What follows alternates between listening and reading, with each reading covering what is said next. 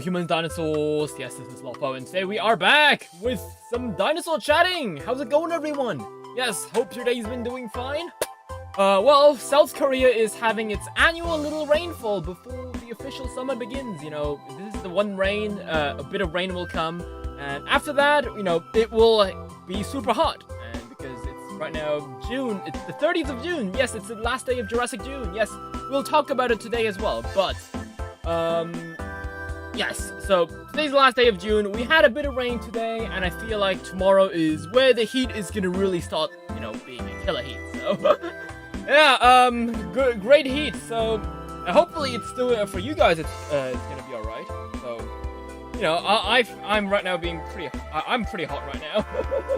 No, just don't take it out of context. But yeah, it's like 30 degrees in my room right now. My room does not have the best of circulation, so, yeah, so I'm kind of just, you know, cooking alive in my room. So once I'm finished with the stream, I might as well be served up on a plate.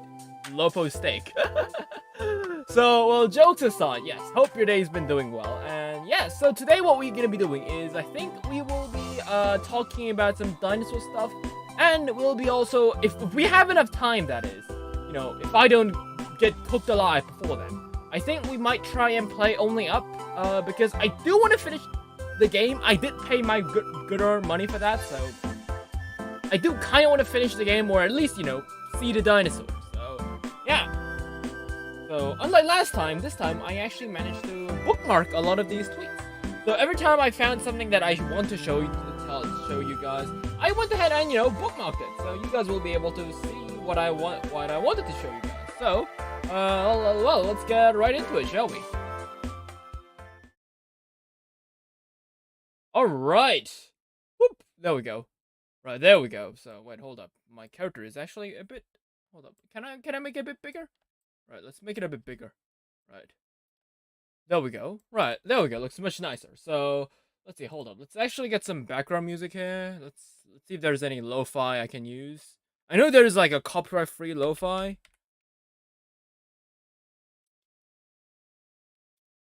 Let's see, let's get some background music, and then, let's see, no copyright, right, let's see.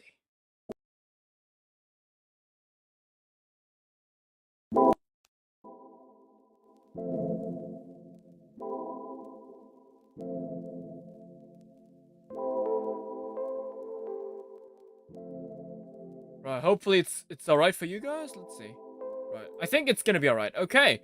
So, right. Okay. Where is the chat? The chat is in a weird location. Hold up. We'll put it like off to the side, right? There we go. Right. So let's start off. Right. Why did it move all the way up to the top? Go away. Right. All the way down. Let's see. There we go. So yes, let's talk about the first thing. So the Ark encounter is adding in a Protoceratops to its collection.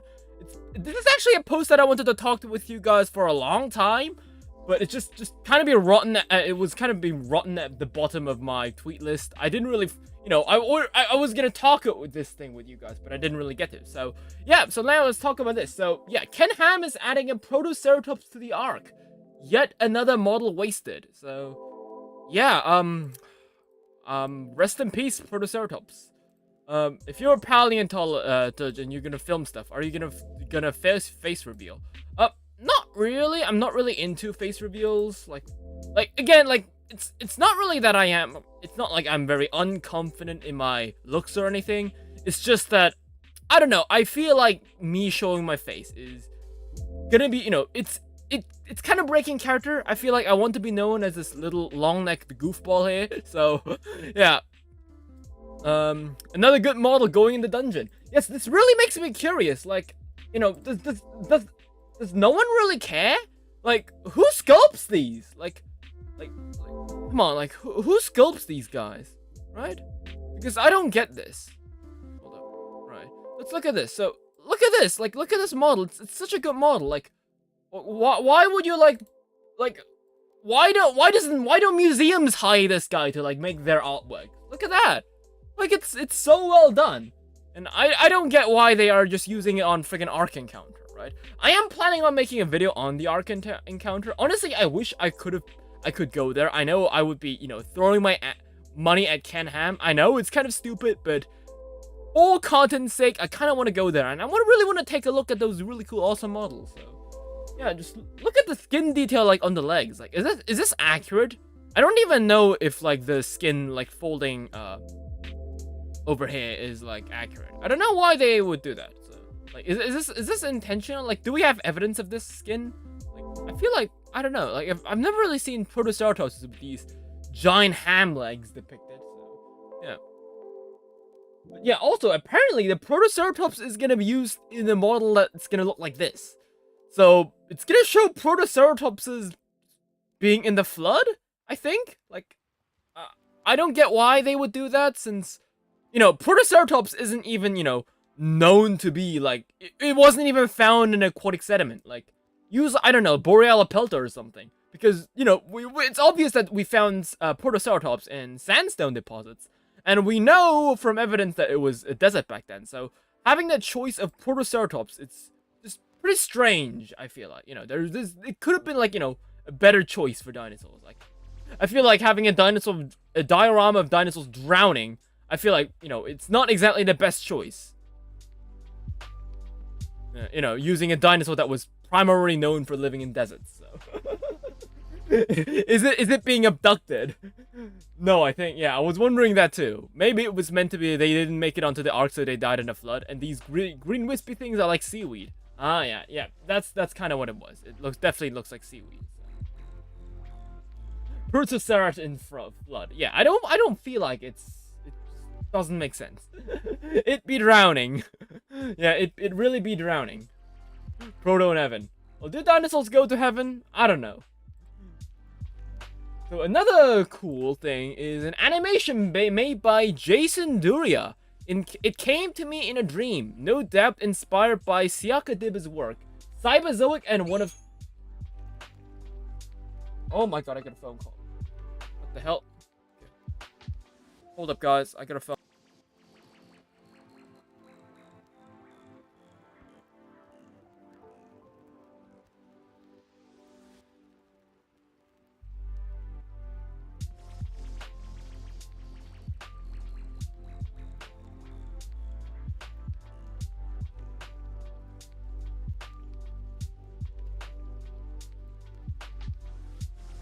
Right. I got a call from my mom saying that, oh, Lopho, did you eat dinner today? Because, every time I'm during, summer break and, I'm just stuck in my room usually. And I'm just editing videos constantly. I don't eat, I rarely sleep, I rarely drink. Like, I'm just stuck in my room just editing, recording videos constantly. So, she was just calling me, just making sure I was, eating dinner. So, yes, in fact, Mom, I am eating dinner right now. And dinner is, dinosaur jellies. So, yeah, good old... Dino Rex jellies. Yes, I got a yellow Styracosaurus jelly. I don't know. Looks interesting. So, anyways, Jason Duria's cybernetic Therizinosaurus. That looks very cool. I really like the. Oh god, it has sound. Okay, I didn't even know that. But yeah, I like how it's got these like cool batteries on the side. So it just goes in. And then the power just I guess it just gets teleported into the claws. Pretty cool.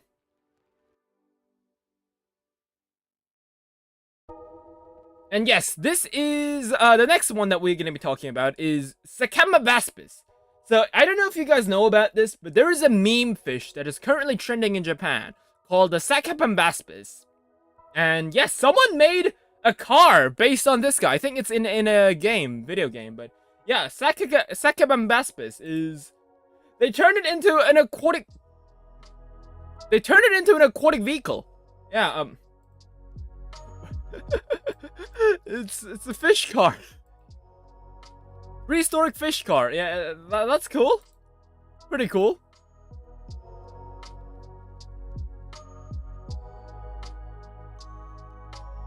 Hold on, let me see. Sakamabaspis. It's this guy. This guy's been making the rounds on Twitter, like Sakamabaspis, because of this illustration where it just looks like it doesn't give a shit about life.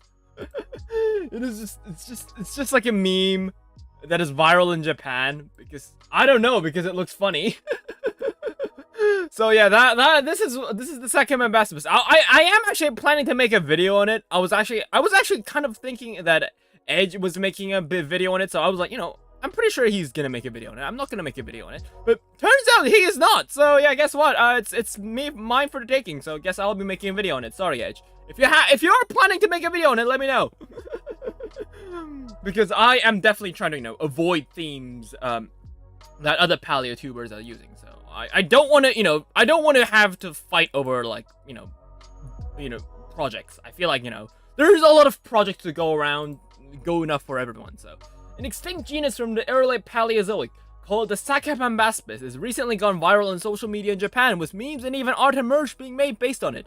It's a genus of jawless fish that lived in the ocean, that lived in the Ordovician period. So it came right after the Cambrian era. So yes, the reason it looks so surprised is not because that's its face. It just literally does not have a jaw. So the only way that this got, you know, primitive jawless fish had a hole in front of their heads where they would, you know, suck in nutrients and stuff. They didn't even have a jaw. So absolutely dying. Then almost a year later, Japanese users rediscovered the Sakapambaspis meme. So I think this is, which was it? It's in the Helsinki Museum of Natural History.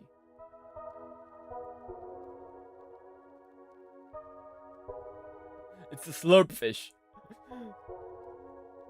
It's pretty cool. I feel like, you know, I really like, you know, these kind of things becoming viral. It's a very underrated prehistoric creature. You know, who knows? Like, heck, even I haven't heard about Sakapambaspis before the meme. And I'm glad that, you know, I know about this now. So, yeah, Sakapambaspis, you know. I feel like memes are one of the best ways to let people get introduced to, you know, prehistoric life and stuff. So, I feel like, you know, it's pretty cool. Sakapambaspis is a very cool creature. I like it. So, let's see. So, yeah, it's not just, you know, let's see what other restorations. Oh my god, isn't this like the thing from, what was it?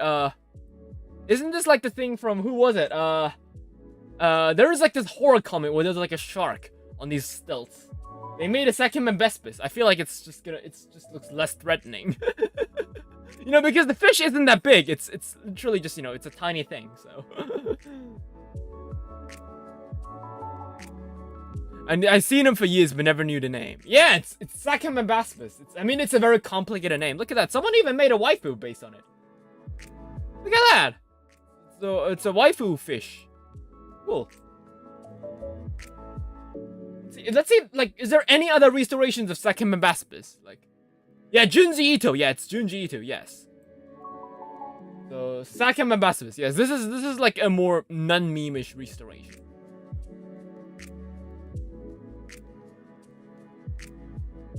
Look at that. It's really cool how, like, you know, they're adding in, you know, anime girls looking at these Sakapambaspises. Like, it is just funny as hell. I feel like, you know, the fact that, you know, other people that don't know a lot about prehistory are embracing this fish, like, you know, it's something to be cherished, you know. Not a lot of prehistoric critters deserve, like, you know, get to be on that, so. Guppy! I should make, like, this like an emote or something on my channel, too. Maybe that might get people to buy my membership or something. Right, so yeah, that was Sakapambaspis. Let's see. So that was Sakapambaspis fish. You just clicked on art done a friend of mine. Oh, really? Oh, that's so cool. Next tweet is Daily Mail, unsurprisingly with the worst headlines imaginable. Humans did live with dinosaurs. New analysis of the fossil record suggests our ancestors briefly coexisted with the prehistoric giants. And yes, this, because the reason this is the audacity of the writer writing this, you know, this thing is just weird, because this isn't like this. The humans it's wrong. Humans did not live with dinosaurs. Like, our ancestors, what they mean by ancestors are like these like primitive rodents. They don't mean like fucking humans. Like, of course they aren't gonna be talking about birds as dinosaurs, because that would just destroy their world build or something. So I don't get it, right? It's just weird as hell. Begging them to be about moa or some other extinct birds. Oh no, they mean non-avians, but the article is about placental mammals in general, not actually humans or human relatives. Clickbait. This isn't just clickbait, right? I don't get it, right? New analysis of the fossil record suggests our ancestors briefly coexisted with the prehistoric giants. If they just said that, I would be alright. But the fact they added in the word, humans did live with dinosaurs, I feel like this part is just completely misleading, right? Okay, okay, I get the image, okay? Like, okay, whatever, image. But the first line, the first sentence, this is just so darn, like, this does not make sense, right? I can excuse the latter part, but the first sentence, it just does not make sense. Like, I don't know why they did that. It's weird. So, skull emoji. Live T-Rex reaction. Live Lopho reaction. Let's see. It's true. Humans have accidentally coexisted with dinosaurs for our entire evolutionary history. That is actually true. We're gonna have to debunk this for the rest of our lives, aren't we? Well, the pains of being a paleontologist. Oh, there we go. Before. Dinosaurs had never seen such bullshit before.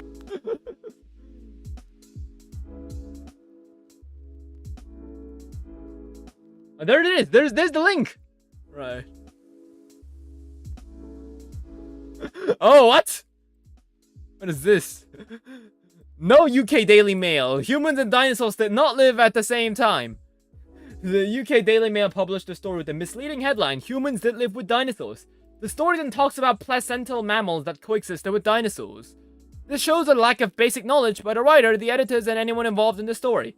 Placental mammals are not humans. They are a large group of mammals that give birth to fully developed offspring. So that essentially means, like, literally every fucking mammal. So, except for, you know, like, platypuses and stuff, I think. There weren't even primates, which had not evolved yet. The closest relatives of humans in the Cretaceous period were small, shrew-like animals. Some other branches of mammals were larger, like cats or dogs, such as Repettomammus.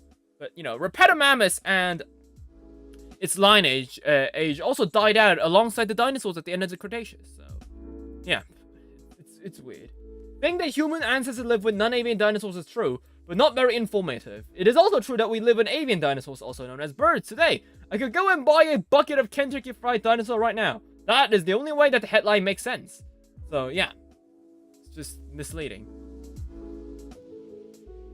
Cretaceous are gonna have a field day with this one. I mean, I bet they are. Wait, hold up. You know what? I'm pretty proud of myself for having this layout. So I can always, you know, for larger images, I can just enlarge that. I can just, you know, turn this on for the feed. So I feel like I did a pretty good job on this. I'm Christian Catholic, and so don't say that to God. as my family is Christian, it is pretty odd that, my family would tolerate a kid that loves dinosaurs ever since he was a kid. And my mom and dad never said anything against dinosaurs. And I feel like that's the attitude a lot of Christians should have. Oh, what the hell? Right. My screen just blanked out for a second. But yes, I feel like, that's the attitude a lot of Christians should have regarding, dinosaurs and Christianity and stuff. All the dinosaurs are essentially, creations of God. If you don't take the Bible at a literal face of value, it just helps us appreciate the things made around us, Sometimes when nature can be so amazing, sometimes some people might even think that a god made them because, some life forms are just so complex and all that stuff. It sometimes will help you, appreciate life, love others like the way you are loved. That's kind of what Jesus said, right? So I feel like, just having this kind of attitude in your life is very good. But I feel like just enforcing the Bible literally onto people brings a lot of issues. Such as, the Ken Hams that died at the Protoceratops in the freaking Ark encounter. The next one is, oh yes, it's about this. It's about the Mattel's, issue with this, with the T-Rex thing. Well, we'll get to that later. But first, let's go ahead and let's talk about the next thing on our list, which is Mattel is on my nerves right now, but I absolutely love how ridiculous obscure some of the genera they make toys out of are. Like, what the hell is a Cretaceous LMFAO? What does LMFAO mean? Laughing my fucking ass off. That's what it meant. I didn't even know what that letter means until I, like, you know, took it literally. So, right, so let's see what this is about. So we have, so I actually made some high definition images. Alright, hold up. Let me see. Right, I actually sent them on my Discord. I'll just have to take a look. Oh.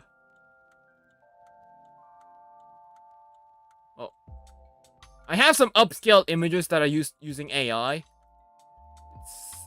It's not really... It's not really that amazing.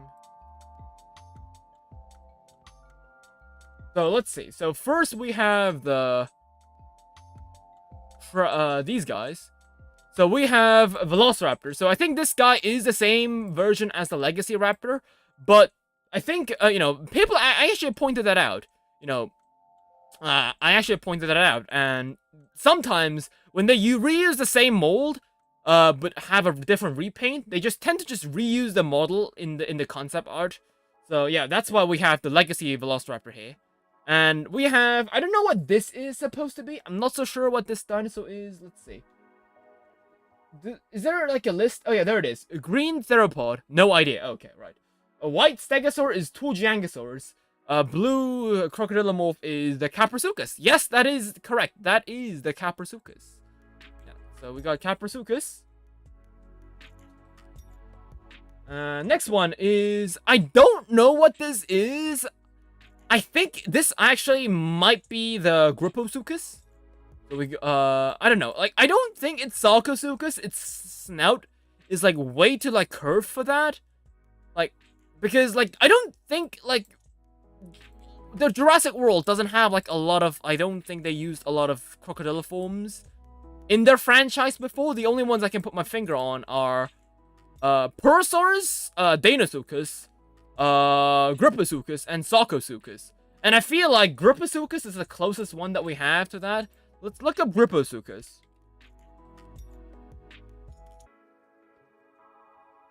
So yeah, Gripposuchus. You can already see that there's a Jurassic World illustration of it. So, yeah, it's not Gripposaurus, it's Gripposuchus. That actually, it's a real thing, okay? So, yeah, Gripposuchus has this very interesting, like, curvature on his head. So I feel like that might be Gripposuchus.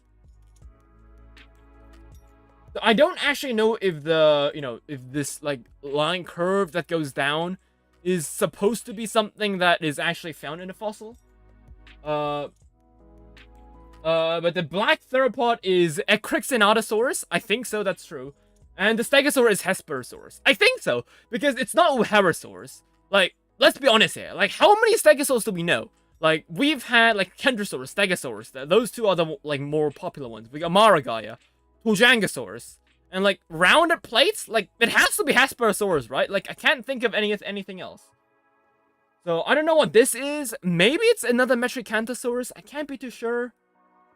So, yeah. So, this is the, this is the Cretaceous. So, this is the Cretaceous. This was original concept art for Disney's Dinosaur. And I feel like quite interesting because Cretaceous, it was featured to have like these kind of like fuzz on their butts, I think. It was that, at least that was the concept art. It's real. The concept art for Disney's Dinosaur is really amazing, right? Like the movie is also pretty cool. Don't. Oh my god. Oh shit. Oh shit. Hold up, guys. Like there's something falling down in my dinosaur closet. Right. Hold up. What the hell is it now? Oh my god. Oh god. Oh shit. Shit. Shit. Oh shit. No. No. Don't fall down. Don't fall down, please. Oh god. No. Why? What did I even do? All my massive spiders fell down. Right. Oh, damn it.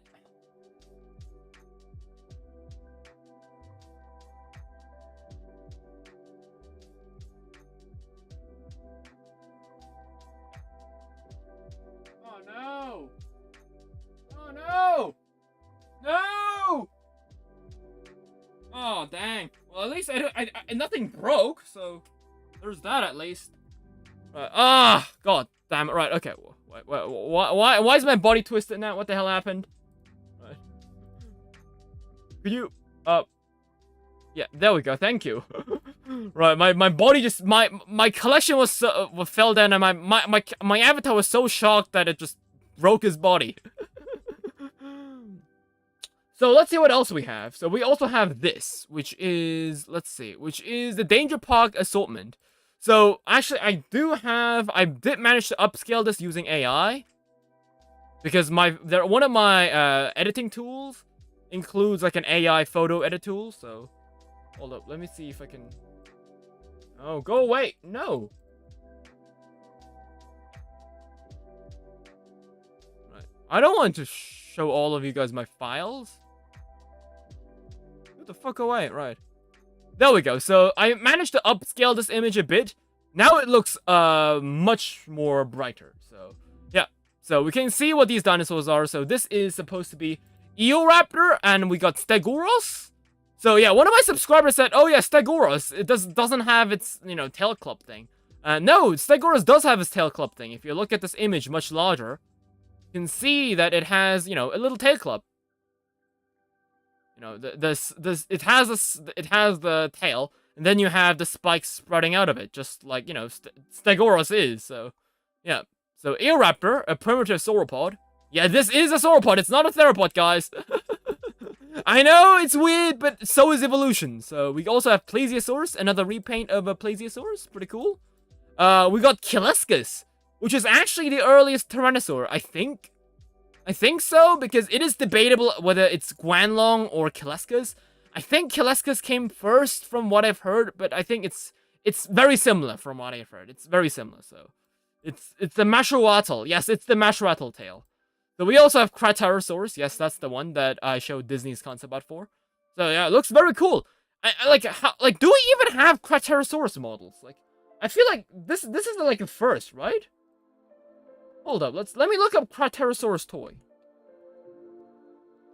Like, did anyone make this? Not Cretaceous toy. Cretaceous.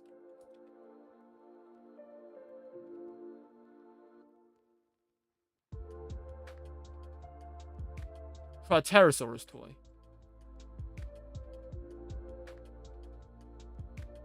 Is this mixed lot of bundled dinosaurs?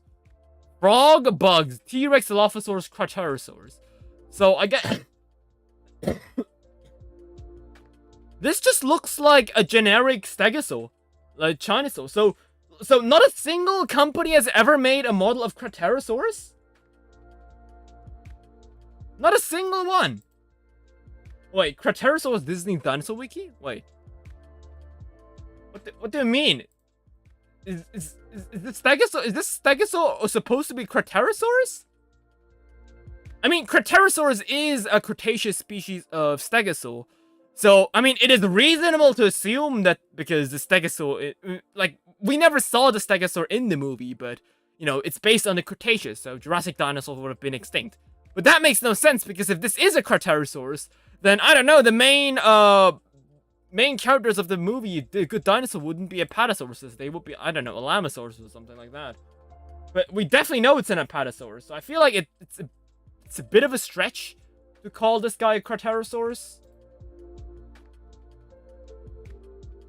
So, yeah, we got that. So, we also have the Velociraptor, which I actually did point out. It's a repaint of the... what was it? Attack Pack one? I have it on my wall. I don't know exactly the brand, but I have this exact same color. So, yeah, it's the same mold. It's just going to be a repaint. We're also going to have Avaceratops, too. It's a very interesting dinosaur. I can't wait to add that one to my collection, too. We also have Poposaurus. So, fun fact about Poposaurus. Poposaurus is actually not a dinosaur. Yeah, guess what? Yeah, I don't know if they actually knew about this or not, but Poposaurus is not a dinosaur. It's actually, it's related to Postosuchus. So, if I look up, Poposaurus.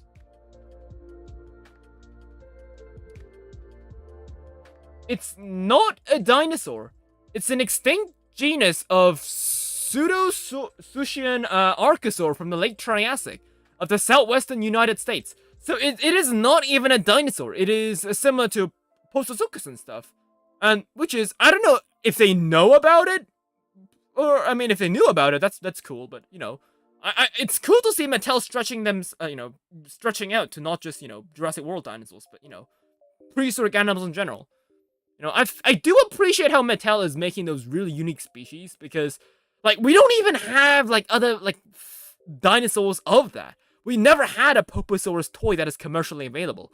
So the fact that we are having these from Mattel of all companies is quite surprising, but it's a surprise to be sure, but it's a welcome one. So Poposaurus, yes, fossils have been found in Wyoming, Arizona, and Texas. Except for the skull, most parts of the skeleton are known.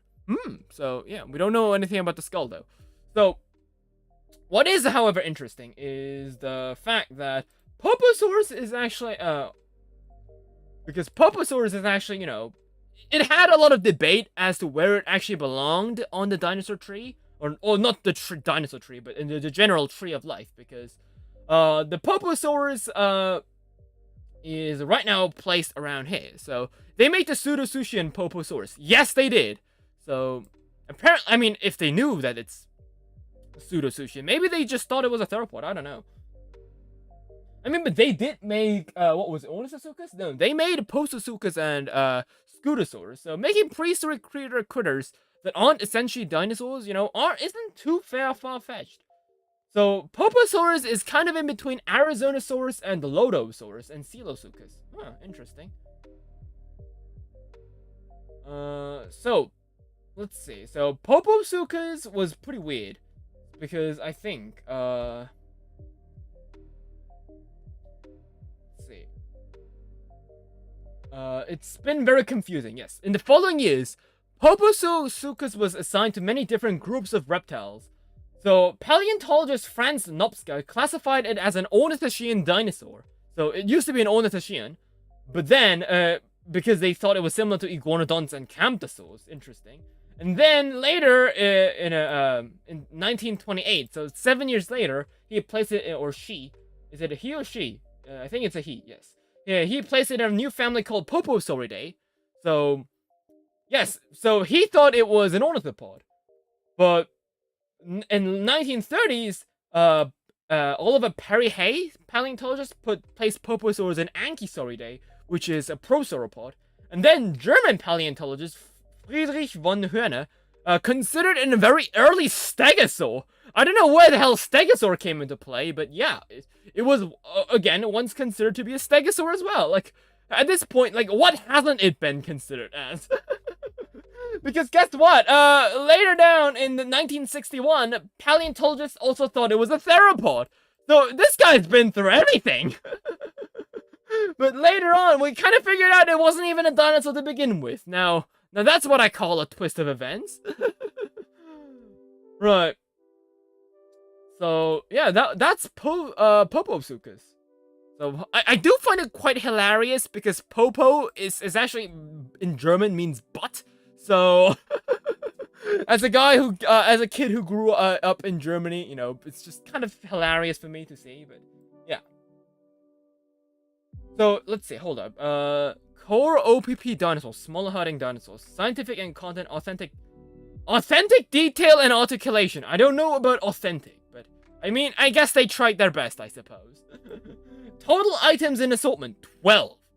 Now that's interesting. So are they gonna release all 12 in the same time? So, I don't know. First time OPP battle pack, I don't know. This just feels suspicious as well. Because I feel like they aren't gonna release this as their own thing. They are likely gonna, I don't know, make this like an Amazon exclusive, or heck, they might even make it a Target exclusive, which I would be pissed if they did, because fuck Target and Walmart. We don't have those in South Korea, or anywhere else for that matter, outside of the US. So, every time when they say Target or Walmart exclusive, I go like, fuck you, Mattel. I'm sorry, Mattel. Like, as much as I like the models, like, don't make a Target exclusive. Like, making an Amazon exclusive. Like, making Amazon exclusives, I'm okay, because, if it's Amazon exclusive, at least everyone has a chance to get it. But, you know, Target exclusives? Heck, you can't get those. Unless you get, you know, you buy it from scalpers. So, I don't know why the fuck Mattel is doing that. So, Poposaurus not to be confused with Pawpawsaurus. Yes, Pawpawsaurus is the Nodosaur. Poposaurus is the Pseudosushin.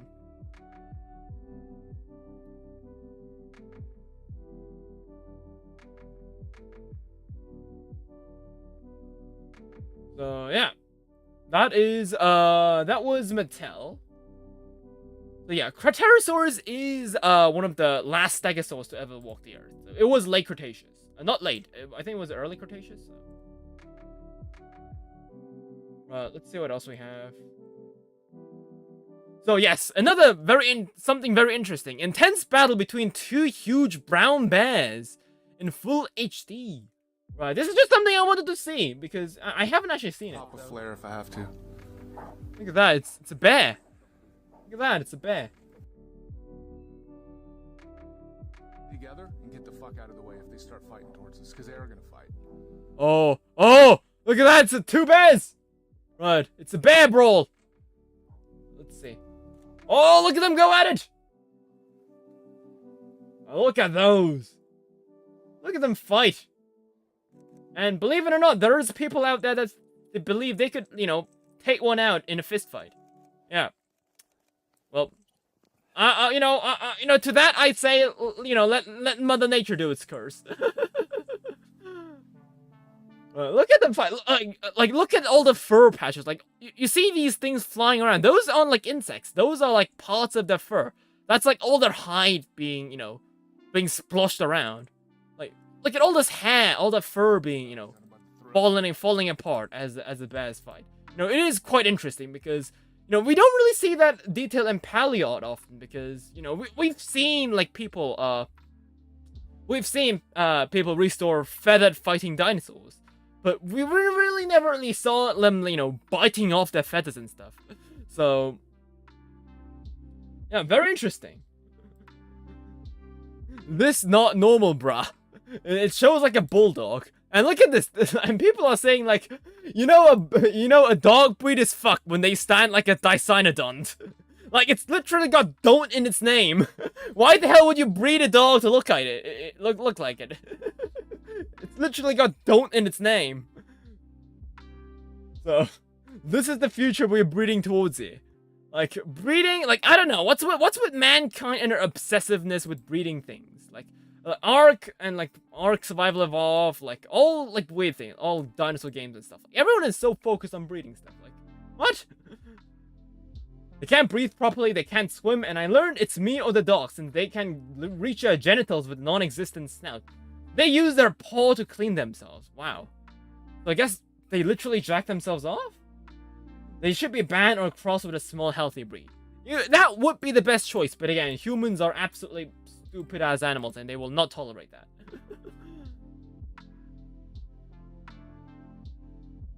Reptiles and some mammals will be insanely painful in their joints. Yeah, I think so, because from what I know, I think bulldogs can't even like stand properly because they have like joint issues when they get older. So another thing that I wanted to show is, hold up, let me just remove some of these bookmarks. Yes, no, I should remove these bookmarks so I can, you know, every time I redo this, I don't have to like look at the same tweets over again. So next up is, I don't know, a little thing that I found pretty interesting. It's a little emoji drawing it's an emoji drawing of a Sinosauropteryx. Excellent job. You essentially captured the essence of the fossil. Very cool.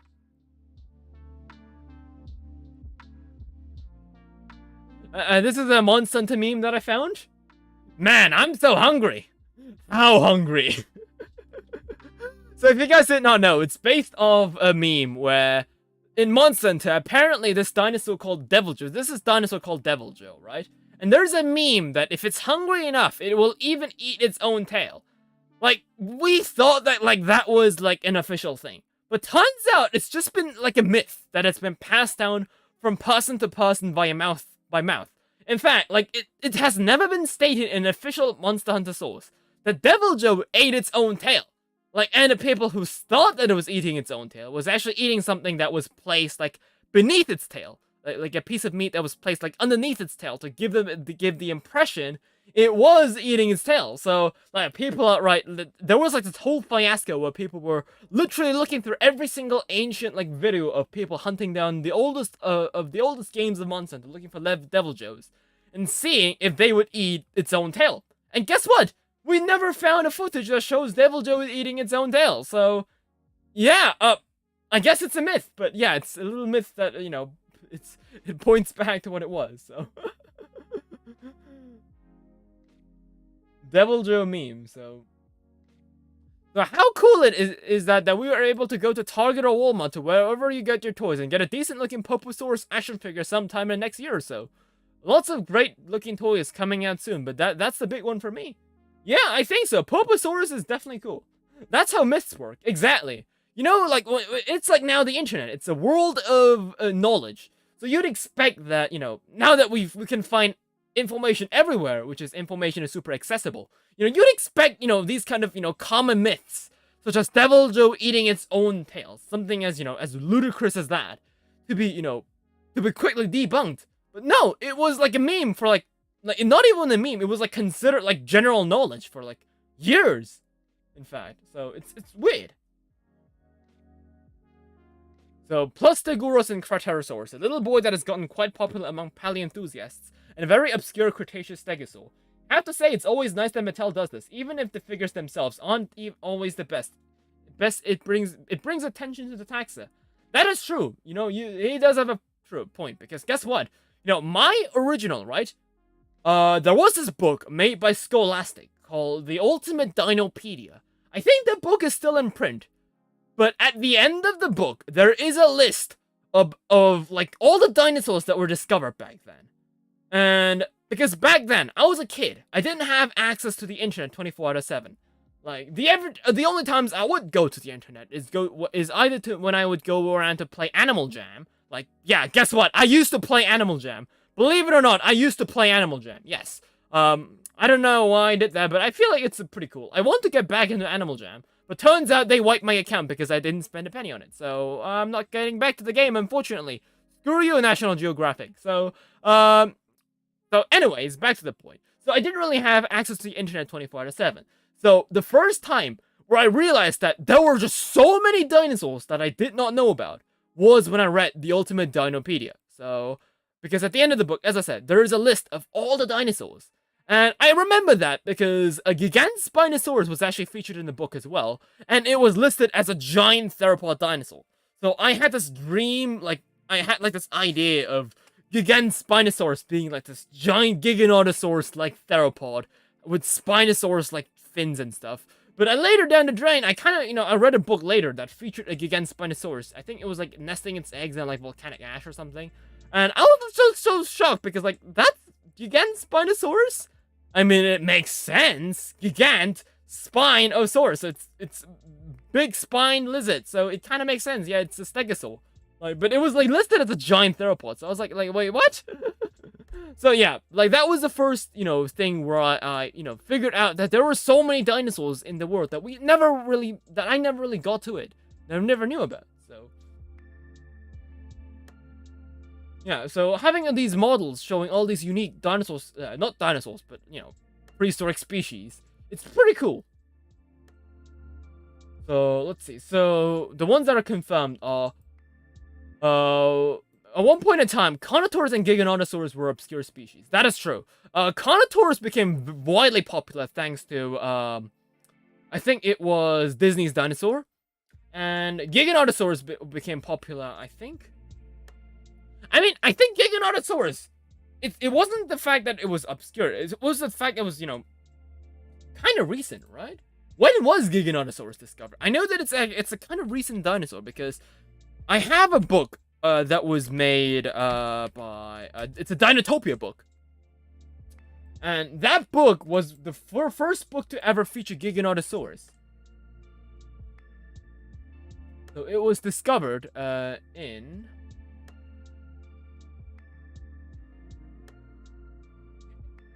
1995. So Giganotosaurus wasn't even a thing when Jurassic Park got released. So Giganotosaurus is a very new species. It makes sense. It was discovered after Jurassic Park. So it wasn't the fact that Giganotosaurus was as obscure. It's just like, Giganotosaurus is just one of the dinosaurs that, you know, because I was born in 2002.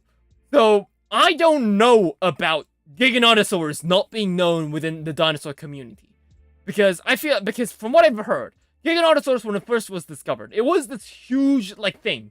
Like, it was the new biggest dinosaur ever, a carnivorous dinosaur that tops T-Rex. So everyone was, like, super invested in it. Because, you know, I have, like, one of my friends, right? Some of my offline friends, I know, has, like, a younger brother. He's, like, 9, I think. So, and I was shocked when he thought that Deinocheirus was always just a weird dino. Because, you know, when I was a baby, when I was a kid, heck, when I was 9, we didn't even know anything about Deinocheirus. We just knew about its hands. So, I never considered even the fact that people, like, people that was born later down the drain, would never realize that Deinocheirus was, like, a hand, was never just known as a hand. For that kid, Deinocheirus was just always the weird camel swan goose thing. So, you know, it's just a concept that I can just never, like, put my mind into. It is just pretty strange. So, yeah. Yeah, that is the thing. Like, you know, like, time changes. I'm getting old. Heck, I'm becoming a fossil now. Better start, you know, leaving behind my final words now. I'm already 21. Already time to die, Lopho. The person who wrote this article deserves an award for worst law in a figure caption of 2023, as well as worst figure of 2023 and most misleading paleontology article of 2023. Yup, exactly. I saw this in my notifications and was absolutely floored. What an article, man. What an article. What an article. At one point, Megalosaurus was popular. Yeah, because back then, Megalosaurus was like the big thing. So, another thing is a little art piece made by Awesomest Dragoness. It's she or her or him customizing a clay Apatosaurus. I wanted to show you guys because the colorations are so beautiful. Look at this cutie. It's adorable. Look at this. It's got these little neck sacs. I feel like Prehistoric Planet really, you know, set the groundwork for all these neck sacs and sauropod. Oh, look at its eye. Like, it's a black dot. So cute. Look at him. Look at him. So adorable. Look at the colors. Like, that is like art right there. Like, that's dope as hell. Look at that. It's cool. So another thing, speaking of art, is we have another thing, which is an artwork made by Dino DJ. It's a drawing of Bajadasaurus from the Spinax. Look at that. It's got these peacock-like feathers and not feathers. Ligaments? Like, how do you call them? The filaments? I don't know. You know, it is. I still can't, you know, get over the fact that Bajadasaurus had a sail instead of a horn, like of like something like curtain sheath horns and stuff. Because, like, I don't know. Like, I think people think Bajadasaurus had a sail. Because, you know, Amargasaurus is nowadays confirmed to have a sail instead of having spikes. Like, unlike the depiction in Dinosaur King. So, I don't know. I feel like Bajadasaurus, because its spines are protructing forward, I feel like it could have been still covered up with keratin. Just because one dinosaur has it, and a relative, and the Bajadasaurus is a relative of the dinosaur, doesn't necessarily mean that the other guy also needed to have a sail. Like, I don't know. Like, I feel like it's still, like, it having horns makes more sense. But unless we find, like, direct evidence of it having, like, skin on its like, head, on its neck thing. Like, I don't think, like, I'm gonna believe in the fact that Bajadasaurus had a sail. You know, it's just hard for me to believe. The next up is, elephant fighting a rhino. Yes, for all of you guys, 9-year-olds who love clashing their herbivore toys together. You know, it really reminds me of the time in Jurassic Park 3 when, who was it? Dr. Grant said to the kid bashing their herbivore dinosaur toys together, saying that, oh yeah, herbivores don't fight, but carnivores do, with the Wild Safari toys. I know that they're Wild Safari toys, because I collect dinosaurs. But yeah, oh yeah, look at them! Look at this, like, oh! Damn, look at the rhino getting toppled like it's absolutely nothing. Oh boy, look at that! Its tusks like pierced the rhino.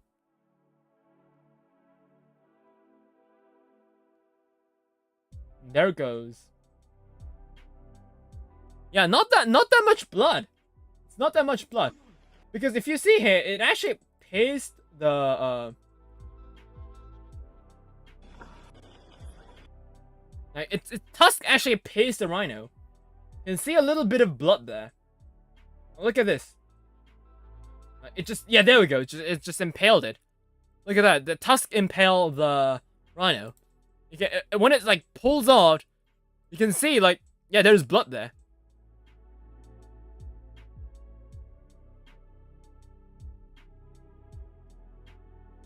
Hold on, let me go grab something to drink. It's very I'm pretty thirsty right now.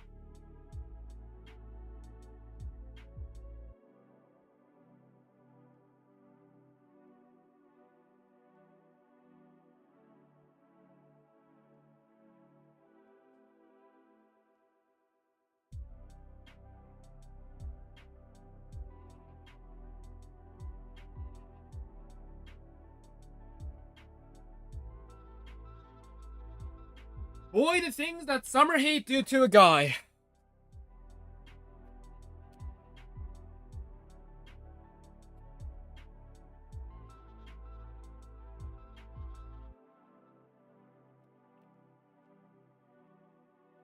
So guys, also remember to stay hydrated, guys.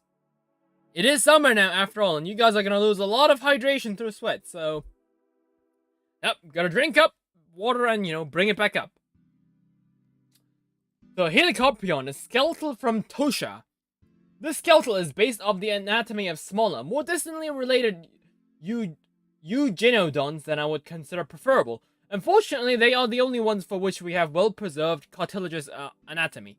That said, I'm quite happy with the result. You know, and this shows the fossil of Helicoprion. Yeah, fun fact! During my travels in Japan, I was actually able to get a hold of a Helicoprion specimen. You know, I didn't buy it, but I was able to, you know, see it in a museum collection.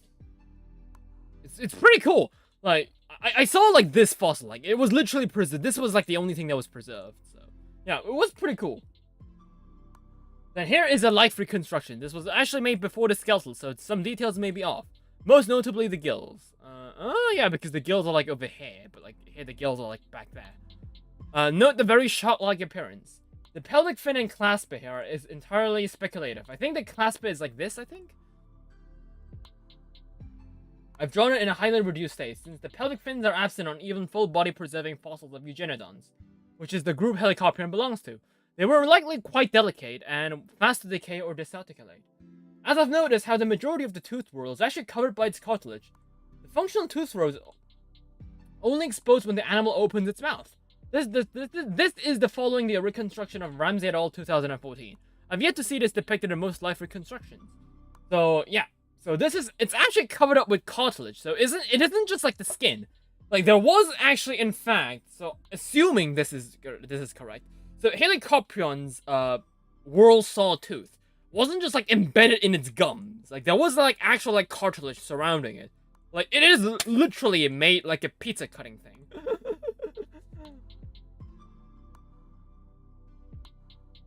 So yeah, Helicoprion is it's a really an amazing creature.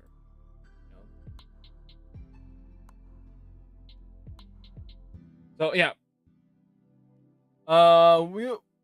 Sharks give birth to live young. Yeah, that is true.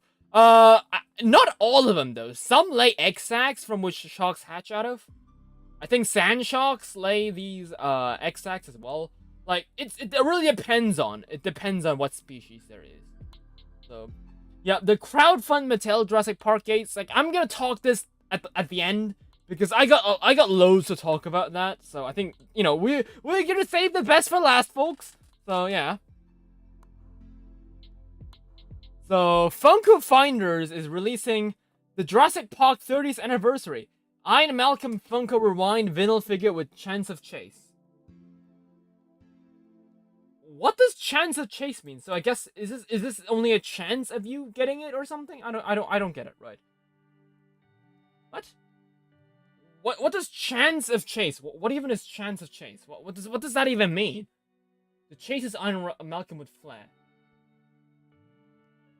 So, I guess there's a chance for you to get Iron Malcolm with the flare? Or you can get the regular one? What? Okay, that's weird. Of course, I won't be buying that because, yes, you know I am an avid collector myself, but I don't really buy items that have no, like, dinosaurs in them, like, at all. Like, the only exception I would make is for, like Jurassic Park, human with dinosaur models. You know, the legacy human models. I think we are likely gonna do that. Like, I do buy those. But, like, you know, like, outside of those, I don't think I'm gonna buy, like, any extras. It's either this or that. Oh, that is weird. Right. So Chris says, one of the big misalignments of modern Jurassic World era Jurassic Park stuff is overplaying Malcolm. Dr. Grant and Dr. Sadler are the heroes, and Malcolm has been vastly oversaturated and feels so commercial now. You know, this really, it really, made me think. Because it is really true, because I Am Malcolm is everywhere. Like, the sexy Malcolm pose, like, that's been memed to death as well. Oh, I accidentally removed the tweet. God damn it. Well, anyways, back to the point. Like, it is weird, because, yeah, because Dr. Grant and Dr. Sadler, they really are the heroes. Malcolm was more of a side character, but I don't know, like, why they are, like, pushing Malcolm so hardly. Like, a couple times it's fun, but, enough is enough. In South Korean, we call that bijal. I think it means, like, thunder attack or something. I think it's, like, based off, like, an anime thing. It was originated from an anime, where a character would constantly use lightning bolts. So in South Korean, if something is, like, enough is enough, we call that bijal, which is, like, lightning bomb. It's another lightning bomb. It's a fun figure of speech. Now you guys learned something. Something funny about South Korean. Let me tell you another fun fact about South Korean that is vaguely related to dinosaurs. Did you know that in South Korea, there is an entire culture dedicated to eating chicken? Fried chicken is the most ordered fast food in our country. And, it's like a cultural phenomenon where people eat chicken all the time. So, yeah, pretty interesting.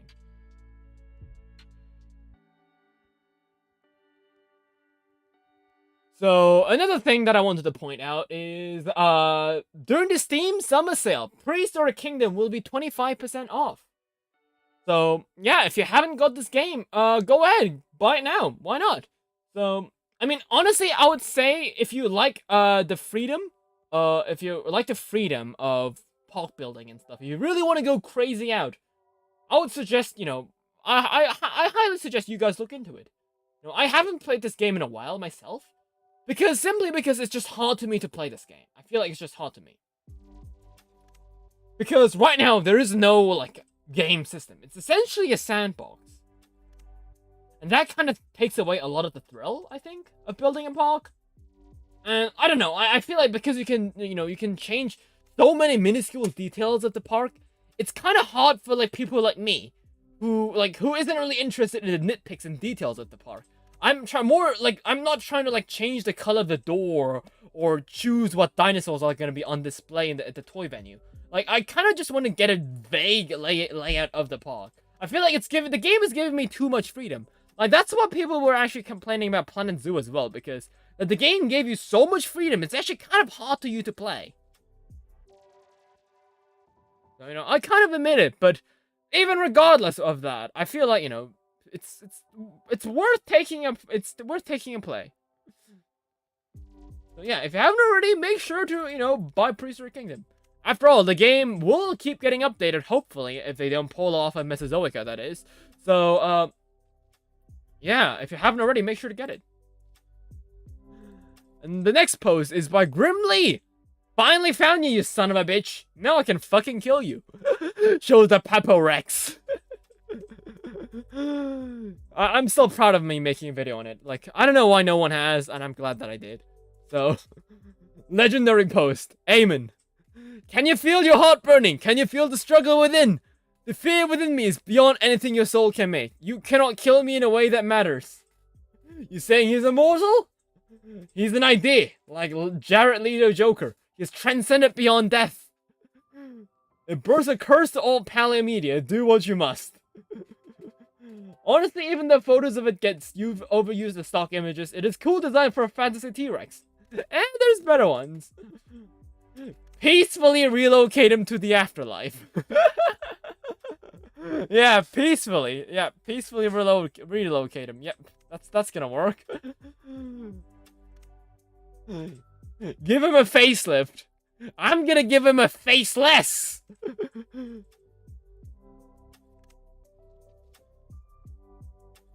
So another tweet is by Omega Freelancer.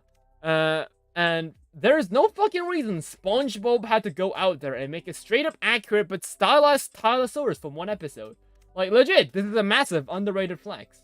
Yeah, it's fairly accurate.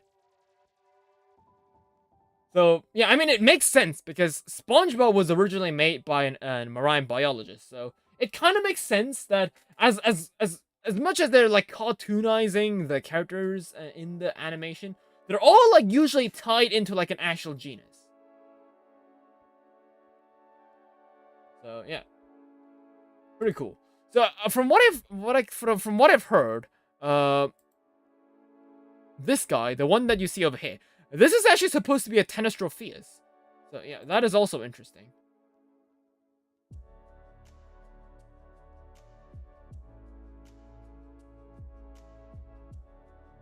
Wow, we got loads more to read, right? Reading this made me think how utterly alien and almost unnerving it would be to live in a world without birds being as integral to the soundscape as they are today. Yeah, that is really true, because back then, before the Mesozoic, like in the Permian era, we didn't really have like any like things back then. Like, because we didn't have any birds. So I feel like, you know, without birds chirping, because birds are the few animals that are like very super vocal. So most of the time at least. So in the Permian, I feel like, you know, the Permian might have been like generally like a much more like a quieter, like, I don't know. I feel like the Permian would have been just more quiet in general. Maybe, who knows? Maybe there are animals that take the role of birds, even back in their niche. I don't know.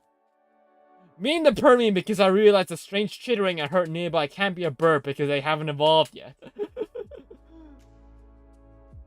Go back further into the Paleozoic like the Silurian and experience the primal silence of terrestrial ecosystems. Whole arthropods use sound to communicate in water predators. It's pretty much just the wind, water, and maybe it's the rustle of some early plants of loose rocks. Yeah, that is true, because back then, all the ocean life was in the ocean. Not to mention the weird naked mole rat-like things running around everywhere.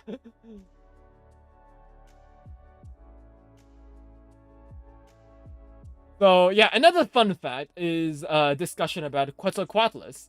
Birds didn't exist in the Permian period. Yes, they did not. I think birds, or like avian dinosaurs, at least the avian form dinosaurs, evolved in the Mesozoic. I think Jurassic, I'd say. Mid-early Jurassic, I think. So, yeah. What do you mean they can eat fucking grey wolves? My friend in a conversation about why Azarchids are generally terrifying. Yep. Quetzalcoatlus and other Azarchids were usually big enough to swallow an entire wolf whole. Now take that into perspective. Now that's kind of creepy, isn't it? Reminder and update. The average wolf weighs at around 40 kilograms, so a Quetzalcoatlus could have weighed 5 to 6 times as much as the average wolf. So I have no doubt that the Gigastool can snack on a wolf, maybe even a small-sized pack. So, I can, like, the only thing, like, now I can just imagine just, you know, Quetzalcoatlus pulling on an Attack on Titan and just swallowing, chasing down a wolf pack and just, like, chasing it down and just swallowing them one by one. Honestly, they should have done something like that in Jurassic World Dominion. Like, heck, aren't the Quetzalcoatluses in Jurassic World Dominion even bigger than these, the real-life ones? Like, I don't know, I feel like the Quetzalcoatlus was so underused in Dominion. You know, I know it's not a hot take, literally everyone thinks that, but still. Like, they really should have, like, made Quetzalcoatlus fight the Giga at the end and just kill it. You know, like, Dinosaurs, you know, is a thing, but I feel like the Quetzalcoatlus, you know, if I, in real life, if I met a Therizinosaurus and a Quetzalcoatlus, I'd be more afraid of the Quetzal than the Therizinosaurus. So next up, we have Creative Beast Studio with their Cyberzoic Allosaurus sculpt. So yeah, looking dope. Apparently they all also planning to make a Dilophosaurus. I have never bought anything from Creative Beast Studio, but I can't. You know, I will most likely get the Dilophosaurus. I wish a Zarkid still existed so we can have a Zarkid racing. I don't think you would be able to have an Azarkit racing. Their bones are hollow, so I don't think a human would be able to ride them. So next up, we have an image of Terry from Dinosaur King. So what I did find quite interesting about this illustration is the fact that this is actually one of the illustrations that was actually used in the TCG of Dinosaur King as a colossal rare card. So it was like custom artwork. So, yeah. I don't know where the hell he got this artwork from, though. But yeah, it looks very dope. Never really seen the full artwork, because we, like, because the part that we see in the trading card is, like, this part. We don't, like, see this bottom and the top part. There's gonna be an entire generation of paleo enthusiasts that are gonna wonder what the fuck we were thinking considering this plausible. Yeah, I feel like this, like, it's no longer a gonna be. I feel like there already is a generation of paleo enthusiasts that think that's the case. This is our generation's mammoth. It really be that the case. Like, what were they thinking putting the eyes like all the way on top? Like, what? And my 12-year-old ass thought it looked cool because of this image in particular. Exactly, I saw this image as well. I remember, like, because I was, like, we were using a guest house when when I was 12. My family was traveling in Paris, and there was this one dinosaur site. I can't even remember the name of the dinosaur site, but what I do remember is they had a Crossy Road style Archelon game. Like, that's the one thing I can remember. So they had a Crossy Road style Archelon, and they also had a list of dinosaurs from A to Z. And they also had a retro Plesiosaurus at the title of on the top left of the website. And yes, Helicoprion, and this was the illustration that used for Helicoprion. And I found this so alien, and yeah, I just loved it for that. So ever since I was a kid, I saw this for the first time. I always thought that can't be right. How could that possibly be evolutionary beneficial? But then we also have those ammonites that literally cover up their face, so yeah. It's not too far-fetched. It's just Mother Nature can even get crazier, but yeah. I always thought this was a rad design. Most outdated depictions of prehistoric animals are. Would work well for an alien design. Honestly, yeah. I feel like, you know, we might see like a Helicoprion alien there somewhere. Who knows, maybe like a Helicoprion raptor or something. So next up, with Path of Titans, genius update. Yes, they are adding in frogs and toads. Beautiful. Where the fuck are the interactive wild creature AI? Where the fuck is that? We don't need frogs? Like, who needs frogs? What the fuck, dude? Like, don't you realize that I still refuse to play Path of Titans because it is just so downright fucking boring. Like, we don't need the frogs. Add in, like, actual dinosaur AI. What's so hard about it? Jesus Christ. Like, what's so hard about having a herd of Gallimimuses frolicking around the plains area? Or, I don't know, a herd of Plesiosaurs chilling around the beach? Like, do you absolutely need every single dinosaur to be a fucking player? No, you don't! Because the server only has, like 100 players in a giant-ass map. You'd at least need at least 700-800 people in a single map if you really wanted to, like, you know, make sense of that. But they don't. Like, guess what? Have frogs. Like, fuck yeah, frogs. Jeez. Like, I still can't believe like people like play this thing like and find genuine entertainment. Like it's just hard for me to believe that. So next up is what I was talking about. So there is a cave that has been found that has Neanderthals in them.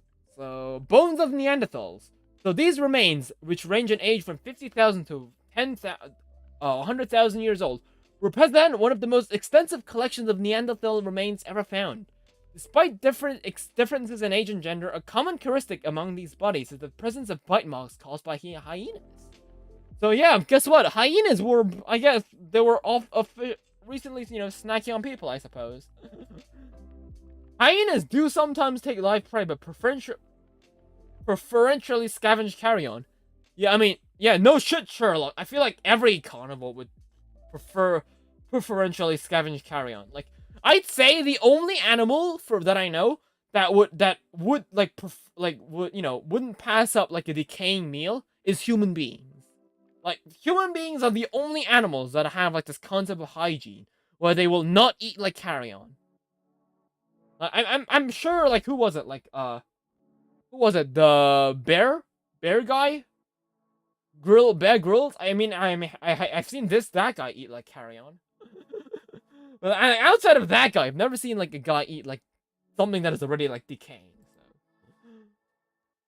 So. Hyenas attack even live humans. Happens in Kenya, especially the ones living in and around human settlements. But in fact, like I remember reading on Twitter about hyenas near African villages, where they kind of realized that people were feeding cats food, and hyenas looked at that and they were like, like, you know what? We should act like cats too, so we can get free food. And in that particular village, the hyenas don't actually attack humans. They just act like cats, and humans feed them. So, yeah.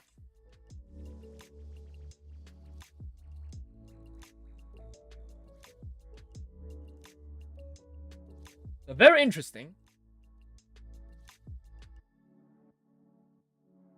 So next up is another tweet from Monsanto Jokes. There were many strange things in a Monsanto movie, including a humanoid cat working as a chef, but none as strange as having a digital lock-on screen on an Einstein's bazooka. I still haven't watched the Monsanto movie. I really should get to watching that. Like, why even is there a bazooka in Monsanto? I haven't watched the movie at all. Like, I don't even know the story. Like, what? Is this supposed to be like a bowgun or something? Like, do bowguns even lock on to something? I used to like bowgun. I've never really had that. I never really had a lock-on option for that. I don't know. What the hell even is the movie about? So speaking of Monsanto, there's a guy who made a little custom cage for their Rathalos action figure. And yeah, it looks dope as hell. Look at that. It's a Rathalos in a cage. Look at the action figure. Like, it's so well made. Like, it's really dope. Although, like, I wouldn't really buy it. Mainly because I focus on prehistoric animals, not Rathalos. Like, the only Monsanto figures that I do buy are the ones that have those. I think it was the Monsanto Builder series. And even then, I only buy the theropod ones. So. Yeah. Wait, this is not a CG mod. Wait, this is not a toy? Wait, is this like a 3D model? Because there's no way he did this photo using a toy. What? I'm confused. Is this like an action figure? No, this is gotta be like a 3D model, right? Because if it was an action figure, then we'd have like, seams around the feet where it's like grabbing onto this, right? This is 3D generated. Wow. Great work. How is this not a toy? Like, I refuse to believe that this is CG. Holy shit. Wow, I thought it was a toy. Wow, okay. And we have another picture. Translate. Yeah, I got hit. When I woke up in the morning, the cage was burning. And there it is, just chilling there. With a goofy smile. I think so, at least. Jurassic World fans. Hold up. There we go. Jurassic World fans, we want accurate, natural-looking dinosaur designs, proper portrayal of speculative yet animalistic behaviors, and stop viewing dinosaurs as monsters. They are animals. And also what Jurassic World fans want for the franchise. Shows scenes of primitive war, like T-Rex is just killing the shit out of humans, yeah. I feel like those are two different demographics, I feel like. Why is there a pic from Invincible there? Something Ankylosaurus, and some people want Invincible level violence and gore in Camp Cretaceous. Isn't Camp Cretaceous made for kids? So W. Rex made a baby Ultimasaurus. Okay. Very cool. So yes, another interesting thing that I wanted to talk about is that the Paleotherium model, the original model from Crystal Palace, which we actually, it's just lost to time. We actually don't know what the hell happened to it. Like, it's just one day it was just gone. So, and yeah, people were actually working on it and to restore it. And yeah, they are gonna put it in the Crystal Palace now. So yeah, I am honestly very stoked. So that next time, you know, I haven't been to the Crystal Palace yet.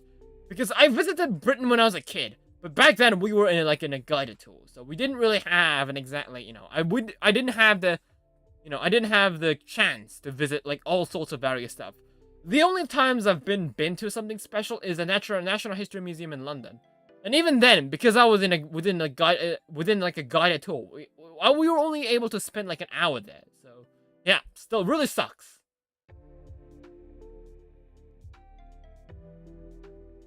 So next up is, yes, so today is the 30th of June. So today is pretty much the last official day of Jurassic June. So as Jurassic June comes to an end today, what were your thoughts and opinions about the 30th celebration month of Jurassic Park?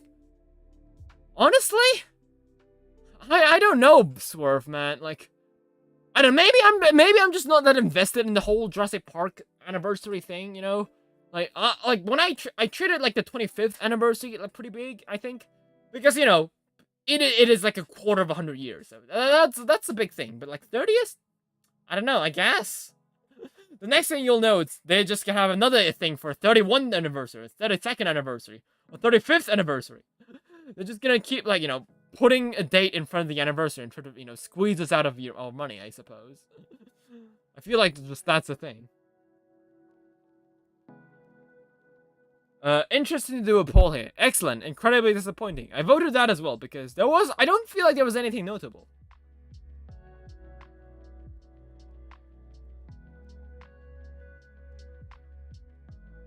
Garbage. I like the Vintage Teachers Jurassic World Evolution game extras for this month. But nope, I was hoping for a future roadmap of the universe. A future roadmap for the universe? This guy wants to make Jurassic Park the next, like, Avengers or some shit. No, Jurassic World is done. Like, you don't need another, like, why do people, like, want this, like, this huge, like, roadmap for the universe? Like, isn't Jurassic World always just something, like, you know, was originally supposed to be something like an isolated, like, island kind of thing? Like, why are you, like, trying to make it too big for what it is? I don't get it. Yeah, also, Funko is making a hatchling raptor.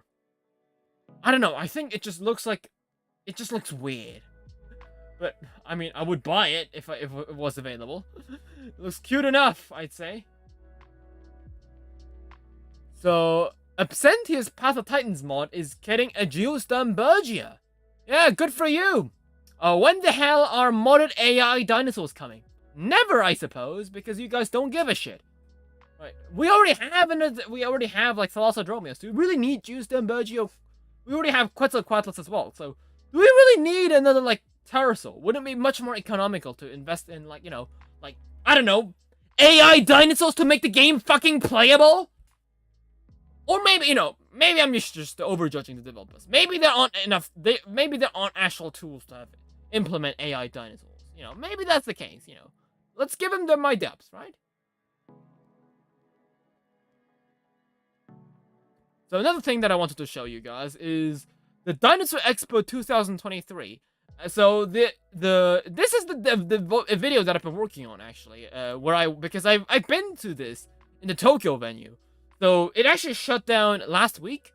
So next week is actually gonna reopen in Osaka, and they are actually, you know, this is the building process of the Zool fossil.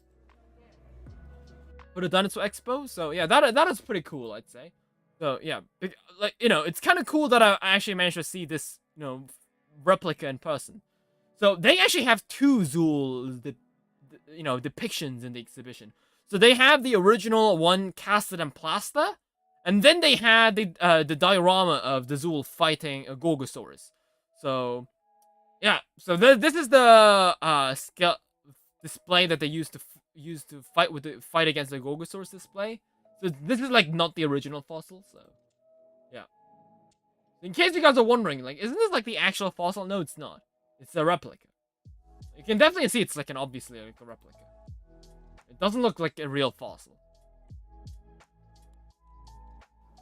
Yeah, that's how it looks. That's how it is. So next up, Creature from Hell. 39 Compsognathus Longipipes images, stock photos and vectors from Shutterstock. Fucking whatever the fuck this is. Like what the hell? Like, yeah, you know, like, I didn't bookmark it, but there was a tweet from someone saying that, you know, it kind of shocks me to realize that once AI art is now here, we will never get the feeling of looking through DeviantArt or heck, looking up Google Images and seeing a bunch of, you know, human artwork there. You know, the days are gone now. Now, from this day on, we will forever see AI artwork always smeared inside between actual AI work. So, from actual human work. You know, it's, you know, the fact that there's no way that we can just appreciate pure art anymore is kind of a shame. Honestly, like, I'm all for AI artwork. Like, most people, like, say, oh, yeah, AI artwork is shit and stuff. Like, I feel like AI is just a tool. It really depends how you use it. You know, unless you're, you know, considering yourself as an AI artist or something like that. I feel like AI is just gonna be constantly a thing that people are gonna be using. If you like it or not, it's here to stay. I'm pretty sure even, like, Marvel. Didn't Marvel, like, use AI in their newest movie or something and people were shitting them on it? Like, the companies, they will use AI artwork because it's just cheaper. Like, they don't care about the morals. It's a company. Do you really think they care? So, like, it's here to stay. And honestly, like, if you don't like it, like, I'm sorry to say that, but, like, it's gonna be a thing. Like, but yeah, and this is the kind of AI shit that I don't get past. Like, why the fuck would you have, like, put, like Shutterstock? Like, why would you do that? Like, you don't have to watermark it. Like, no one is gonna fucking use this thing. It doesn't even look like a Compsognathus. Like, what? Like, this guy doesn't even have, like, legs. This guy's got, like, I don't know what the hell this even is. Is it looking left or right? Is this supposed to be like a front view? Is this like King Ghidorah? I don't know.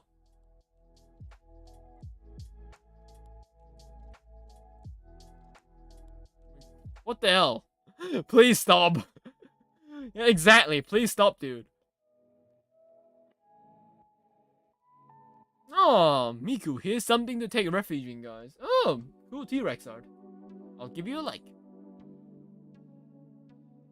So, now that that is all done, we're here for the main course. Right, for the main dish. Right. That was all the appetizers that we had, so on. But now, let's talk about the big thing. The one thing that we are all excited by. The fucking crowdfund. Let's talk about that. So, let's check that out. Right. Jurassic World Negates crowdfund. So, it's gonna cost $250. A whopping $250. Like, imagine how much you could, like, other things you could buy with that money. $250. Wow. So, yeah, 17% funded. And we have 26 days left, and we had 870 backers so far. Yeah. So, right now,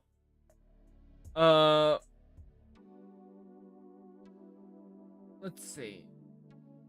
So, we need, from what I can read, we need at least 5,000 backers to make this at least a reality.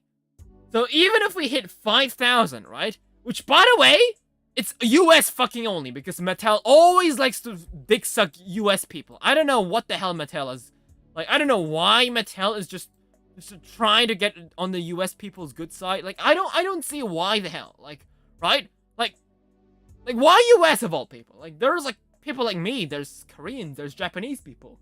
There's like people in Europe, there's people in Africa, there's people in Mexico. I mean, to be fair, Mattel has been always releasing cool stuff in Mexico, so Mexico gets a pass here. So, but outside of that, like, why the hell is Mattel so goddamn fucking focused on getting these things to US only? Like why? Like, from what I've heard, okay? From what I heard, the reason they can't, like, get this thing to, like, to other countries is because the company they have the backing thing connected to, they need a threshold of people until they can accept, like, people from, like, from outside of the country. Why? Why would you even, like, team up with that guy then? Like, that's just stupid. Like, I don't know, did that guy, like, bribe you or something? So, yes. So, for $250, if you somehow manage to get 5,000 people to back this set, you get a gate and a car. That's what you get. Not the dinosaur. Not these weird chips. Not the humans. Not the fences. It's just a door and a car. Yeah, no. Just no, right? Maybe for $80, maybe, and that's speaking a lot. That's like $80. Even that is like a lot. $250 for this. Do you even know like what you're talking about here? Like, it's the gates. I get it. Like, it's just the gates. You can just get a custom made ones. Like, if you're that serious about it. Like, heck, the gate is so big as well. Like, where am I even gonna put this? I don't get it, right? And, you know, the one thing that most people are super excited for. Honestly, I'm not. But the bull T-Rex. So, you know. No, it's not the bull. It's the buck. Like, people say, oh, the bull and the buck are different things. I don't get it. I don't give a fuck, okay? Bull, buck, I don't care. They're the same thing to me. They're both the same JP green-ass T-Rex. So, I'm sorry, but that's just how I view it. If you like to nitpick these small details in the Tyrannosauruses, good for you! If you find interest in that, good for you. But I'm not gonna be interested in that, like, at all. What about the goat? Oh yeah, the goat! Oh yeah, the goat. No, you don't get the goat. The goat, you can get at 10,000 backers! Yeah. The goat is gonna be rarer than the buck rex. You know. Yeah, I don't see that happening anytime soon. I really don't. Like, I'd say maybe. You know, I'm just taking it bluntly, right? Even if Mattel made this international, I'd be surprised to see this hit like 6,000 backers. Right? Like, yeah, like, I feel like that's about it. Like, so what happens if we don't, if they don't even hit Unlock 1? So, do we get our money back?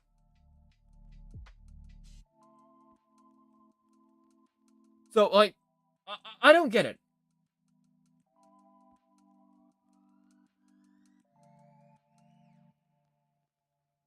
If you reach 5,000 US backers... Oh, wait, hold up. The paddock signs... You won't even get them. You won't even get the paddock signs. I thought that the 2 enclosure fences... Like, I thought the signs were included in the fences. No! It is literally just for Tim and, like, the fence. Like, you don't even get the things. Wow, talk about being cheap, man. You won't even get these, like, signs. It's an early funding bonus, so... Wait, if we reach 5,000 US backers in it by July 11th, so... Today is June, so... Yeah. So, that means, within the next week and a half, you would have to find 4,000 people to sign up for this. I don't know. Maybe it was $80. I might give a shot. $250. Get the hell out. No. I'm not spending $250 for another boring ass T-Rex.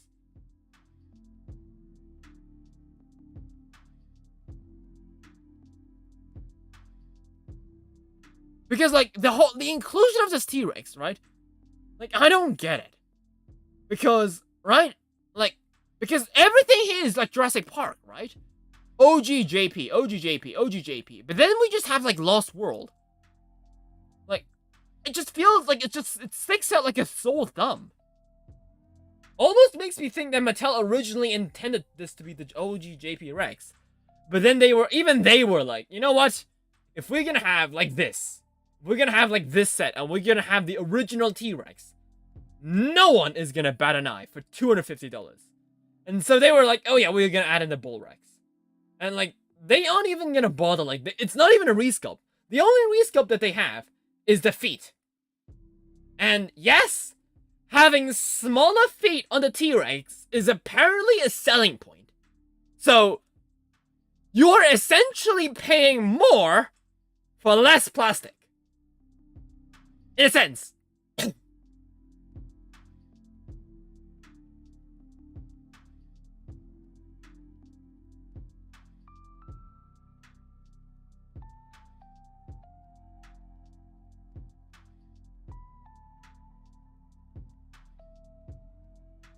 Like, the audacity.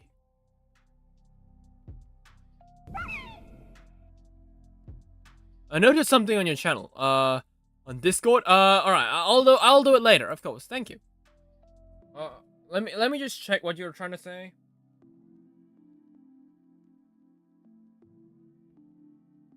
What is it?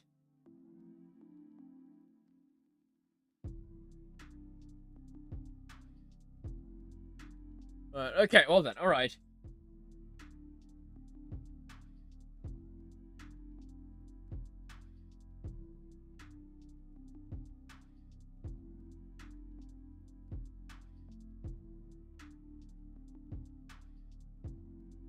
Well, you know, DM me on Discord, you know.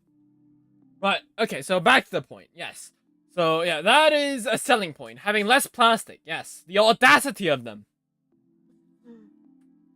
I don't know, like, Mattel, I feel like, you know, Mattel is really jumping the... I think Mattel is, you know, taking us collectors for, like, you know, some rich assholes, I feel like. You know, when we gave Mattel... We used to praise Mattel when they first released. You know, when the first artwork, or the first, you know, pictures of Mattel Jurassic World toys began to surface. You know, we were all cheering for Mattel. But now, I don't know. I lost all my faith in Mattel as soon as the toys were actually hitting shelves, because I just became to the realization that South Korea isn't gonna have, like, half of all the toys. Because we would never get released. Unlike Hasbro, which in the case, most toys were released, so, yeah.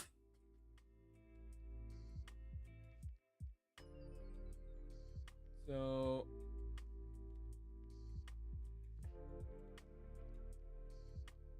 let's see. So, let's see. Does the backing set count as purchasing it? Yes, your backing of the set counts as a purchase if the set is funded.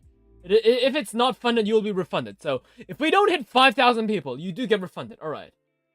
Will Mattel let fans outside of the US back the crowdfund? But they're only requiring a crowdfund to be fully backed for 5,000 US-based backers. That is just stupid, right? Like, that is just outrageous. Fucking balloony horseshit right there. The only way to purchase the set is via Mattel Creation through July 26th. You know? I will probably, I don't know. If I am very, you know, if I really want the set, I might back, I will see how it gets backed. If it gets a lot of backers, I will very likely, back the set at the last day. I'll probably back it last minute. So, that's probably the one thing that I might be doing. Not because I want any of these items, but because it's a rare item that it contains a dinosaur. Like, that is why I would be buying that. Because, as I said, because I'm a bit different than other collectors. I don't essentially go for things that I like in my collection. Like, I don't go looking for good-looking models, or the best of the models. Because I like finishing lines, series of dinosaurs. So I like collecting all Schleich dinosaurs. I like collecting all the Savage Strike dinosaurs from Jurassic World. I like the idea of finishing a line and displaying all the products there, and just looking at it. That's where I find my happiness in collecting prehistoric models. I know it's not for everyone. And doing that also leads me to rarities. I like collecting rare dinosaur toys. Rare, exclusive Jurassic World toys. Because if I have one of those in my collection, you know, it makes me feel like I'm actually worth something. You know, I'm gonna be frankly honest. That's why I buy these, you know, rare models. Because it makes me, you know, feel awesome. And honestly, I mean, if it makes me happy, who's there to stop me? So, yeah, that's why I like, you know, buying rarities. And, you know, I don't like the set. I'm gonna be honest here. I don't need any of this. I don't need the car. I don't need the gate. I don't need the goat. I don't need the people. I don't need the stupid signs. Heck, I don't even need the fucking T-Rex. Like, I got enough T-Rexes. Like, Mattel has made so many T-Rexes over the years that another T-Rex is not even like a new thing anymore. They released the Thrash and Throw, the Battle Damage. They released the Legacy Collection one with the Dilophosaurus. No, that was the Battle Damage. Then the Legacy Collection one. They released the Super Colossal. They released the one that cracks his neck like 90 degrees angle, the purplish gray one. They also got later down. Also, they made the stomping. The one with the motorized legs, the Camp Cretaceous one, and then they also made the which one did they make? Yeah, they also made the one with the capture gear as well. So that's like 7 T-Rexes. So I think with the Dominion T-Rex, that's like 8 T-Rexes. And I'm pretty sure, like, which was it? The Extreme Damage ones, they also got their own T-Rex as well. They also got the Legacy Collection Bull with the baby too. So that's like 10, 11, just T-Rexes. Constant. T-Rexes, T-Rex, T-Rex. Stop it! We don't need another fucking T-Rex, right? Okay, I don't mind if the T-Rex is like a small T-Rex, right? I don't mind having a little Ouroboros Tyrannosaurus or something like that. They're always those giant-ass dinosaur T-Rexes that we likely won't have enough space for. Like, hey, I'm surprised that my room can actually hold, like, 9 Mattel T-Rexes. And we're not even talking about the Hammond Collection one that I recently got as well.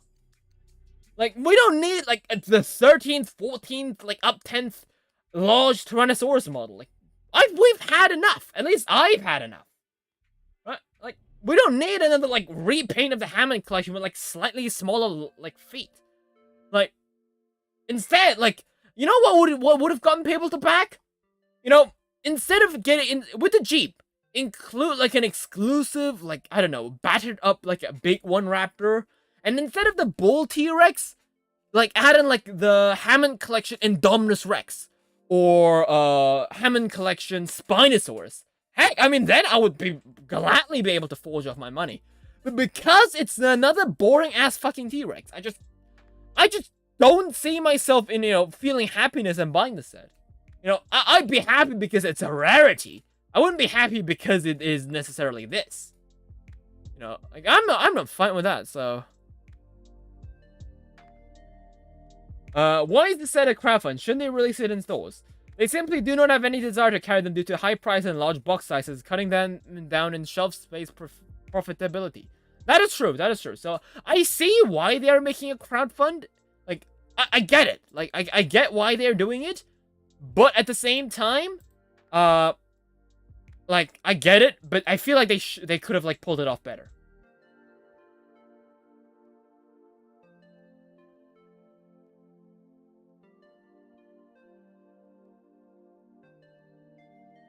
So the buck has its facial scars. I don't know. What even is the buck? Isn't the buck T-Rex the bull T-Rex?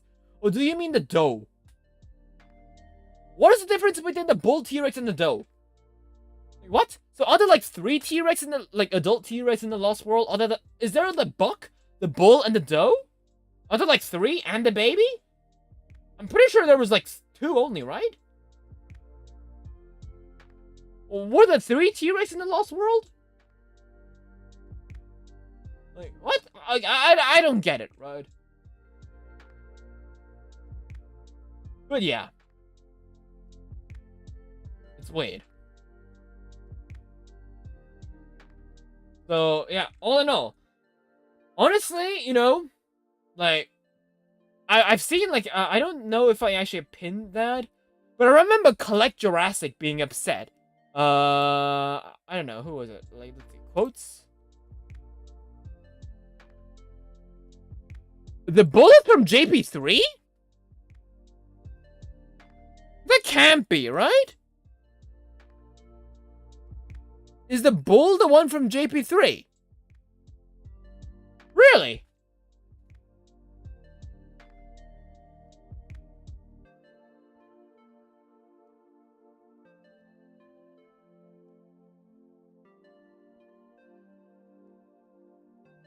So, the bull is the JP3 one? But isn't the bull T-Rex the Lost World toy? So, wait, hold up. So, let me get this straight. So, in the Lost World, there is the buck and the doe. There was a toy named the bull T-Rex. But the actual bull T-Rex is in Jurassic Park 3? What? Whatever, okay, I don't care, right? Just JP T-Rex 1 and JP T-Rex 2, JP T-Rex 3. I don't give a fuck, right? They're all T-Rexes, that's it. So they can put massive boxes and sets like the Epic Battle Pack in stores, but not this. Yeah, because they're money hungry, that's why. So yeah, there it is. There is Collect Jurassic's post. Let's see, because I want to see, because Collect Jurassic was, you know, he was pretty negative about people like me, because there were a lot of like outside US people that were annoyed at the fact that there were actually people that wanted to that they actually wanted to, you know, they want this to fail.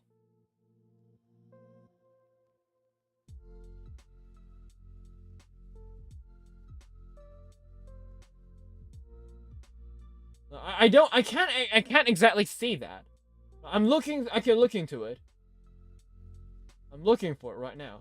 Because I'm pretty sure, like, there was a guy that were complaining, and Collect Jurassic said something in the sense like, oh yeah, also, Hammond Collection Carnotaurus coming up later, yeah. I don't know why it's red, though. And there it is, yes. I know this sounds selfish, and I'd rather have it fail than go into production and knowing I won't be able to get it. And he's like, sigh. Yeah, you can say sigh because you're located in fucking America where you can get everything. Of course you're gonna say sigh. You know, like this is the one thing I just don't understand Collect Jurassic, right? Okay, I know he's a pretty chill dude. I've talked with him before when South Korea released the exclusive what was it? The Legacy Collection story packs. I know that. I get it. I've talked with him. He's a chill dude. I know. But like the fact that he is just absolutely failing to acknowledge the people that are outside of the US. And just being mad at the people at the US simply because, you know, we will never be able to get it. And they just treating like it's like babies. It's just, I don't get it. It's just kind of upsetting. Because he doesn't really, he isn't really much of an advocate for trying to release them out abroad, like, you know, for a broader audience. He is just catering to the US's. Constantly. So for me, like for other outside collectors, we just feel kind of left out. Because guess what? If I can't have it, nobody can. I'm sorry to say this, but as a collector that is trying to perfect a line, having something that is only exclusive in the United States, right? Okay, honestly, okay, if it was exclusive in the Japan, Mexico, or I don't know, Luxembourg or Italy, like a random small company, I wouldn't be too annoyed. You know, it's a really exclusive. It's very, then, you know, it would make sense for it to be an exclusive. It has the value of an exclusive. But if you're essentially making an exclusive for the United States, which is like which is like half of the, like, I'd say at least like a quarter or like a third of the collection base right now, like, that's not an exclusive, that's just discriminating. Because then we're like the 2/3 of the collectors outside of the US are just like, you know, they can just like look at people just buy things on Twitter and Facebook and all that stuff. And we just feel left out, you know? Especially for like perfectionists like me who actually want the wave. I'd rather, like, I'm not even joking, I'd rather, like, that, I completely agree with this.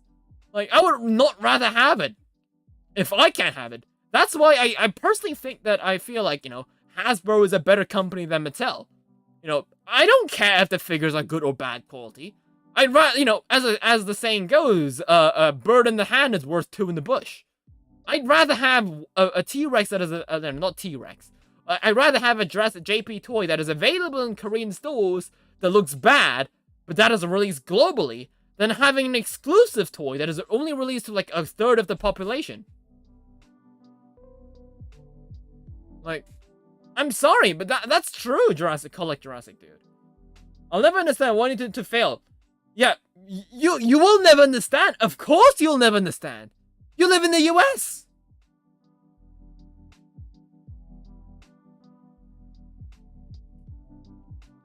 Like, I don't know. Like, I bet my ass, right? I bet my tail that, like, all the people that are over here, either they are rich enough to afford this with all the shipping, or they are collectors in the US. There's no way that there's outside collectors that are perfectionists like me that actively advocate for this to be released.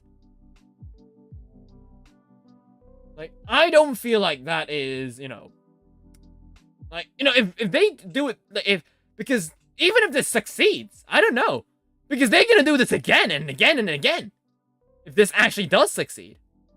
And guess what? That means like more exclusive for the US. Guess what? No, I'm not letting that happen. Like, US guys, you've already had enough. You've had enough. You have the extreme damage. You've got like all the dinosaurs. Like, there is a smaller amount of toys that are not exclusive to the US than there's toys that are exclusive to the US. Like, the only ones I can put my finger on are the, what was it? The story packs. Yes, those were released in Mexico and Korea. The Legacy Spinosaurus. What else? What else is there?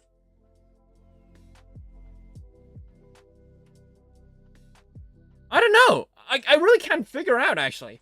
What was it? Gasosaurus? I think Gasosaurus? The battle damage line with the Gasosaurus, the black raptor, and the yellow trike. I think that one was Mexico only, I think, as well. I think, though. Like, that's like 4, 5? Like, you had enough. I'm sorry, Collectorastic. I know, like, because, like, I understand how you feel. Like, I don't know, I don't think he's probably watching this, but, like, I see why I get why you feel that, but at the same time, you can't just, you know, read this and say, oh, you're stupid, you know. You're gonna have, you know, some sort of, you know, you at least try to understand, like, our position here, right? And no, it's not me who wrote this. It's not me. You know, the one thing that I did notice while on Twitter is that there's a lot of things that, you know, especially, you know, there's a lot of things that you will likely get into fights of for the most pettiest of things on Twitter. That's just Twitter, man.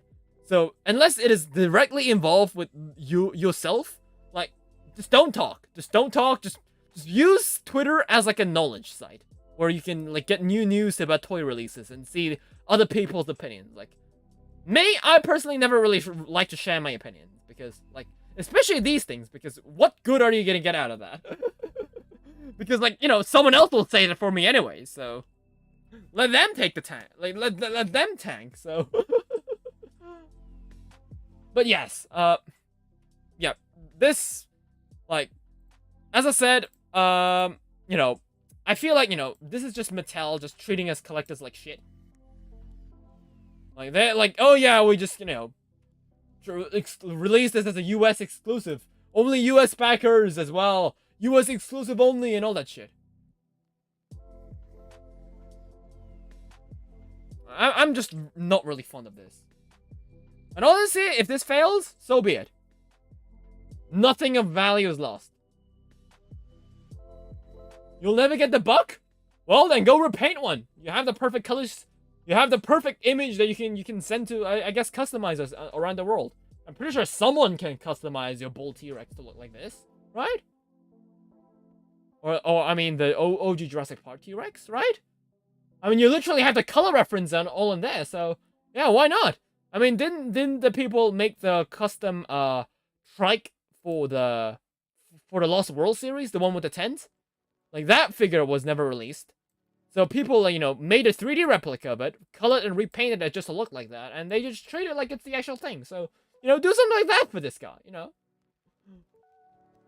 Because I don't mind customs. Like, if you customize your T-Rex to like a buck or bull, whatever, I don't care about the name, so be it.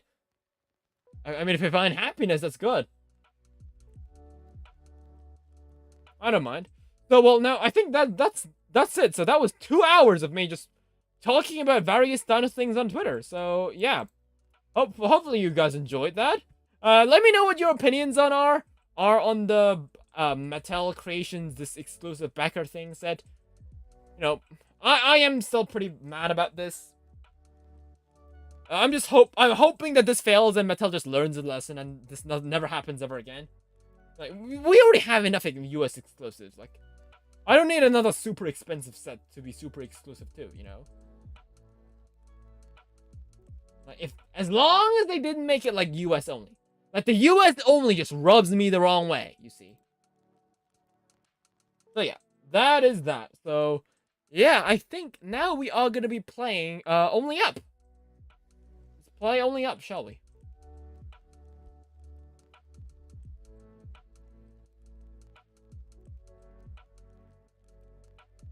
Let's see if we can meet the Sky Dinosaur.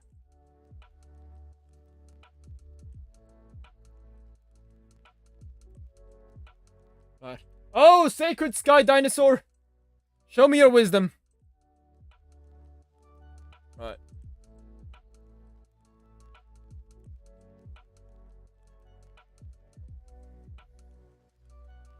Because, you know, I gotta play this game before it falls out of fashion, you know? Right. Right.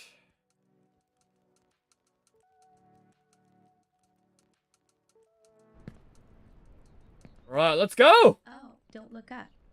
We need to get to the top. I'm sure we'll make it. Hello, I dinosaurs! wonder what awaits us there? The unknown is frightening. Right, let's go! Go, go, go! Right. And yes, I haven't practiced a single time since last time.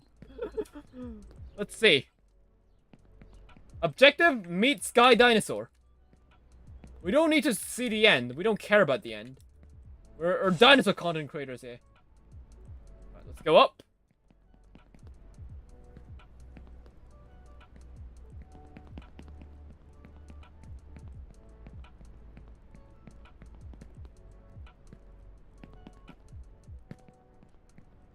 Oh no! Woo!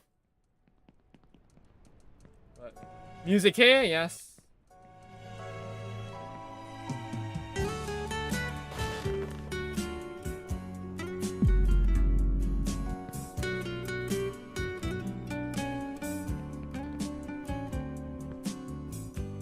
Go up.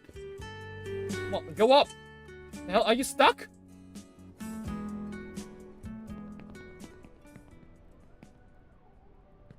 Sometimes it's hard to choose the right path, but don't be afraid. You can always repeat. We learn from our mistakes.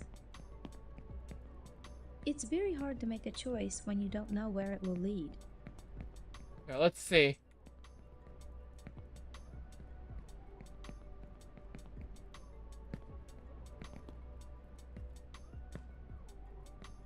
You and I need to see the Sacred Sky Dinosaur. Exactly.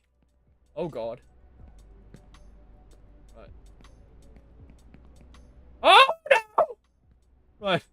Jesus Christ. Why are my hands so wobbly? Right.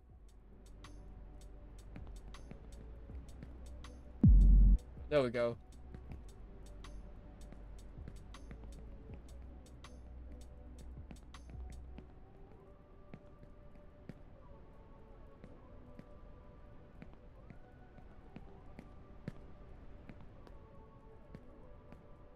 Right, so I need to go up this way, right?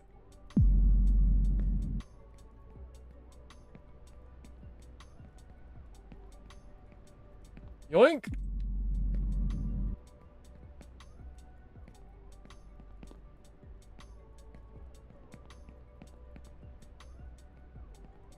Sacred Sky Dinosaur?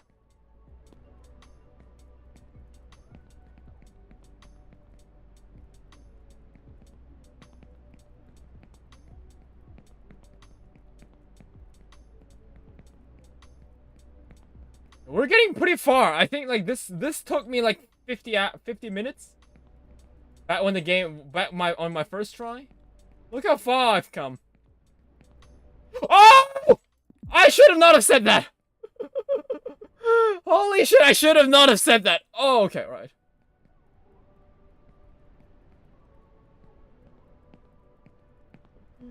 Immediately gets commented.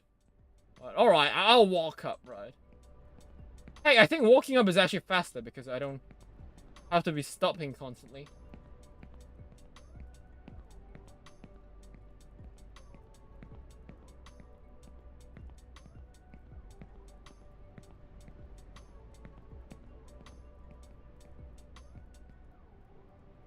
What the hell, dude?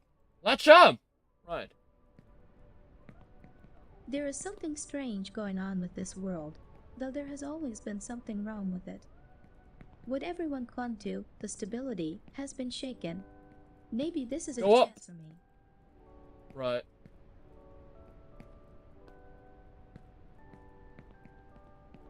Oh boy.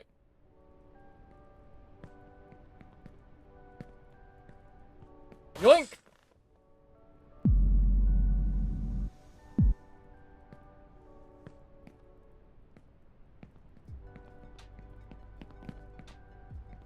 Go up.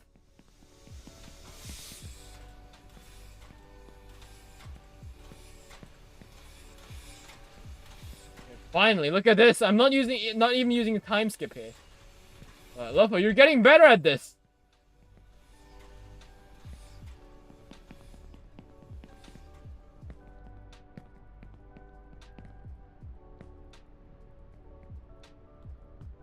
Right.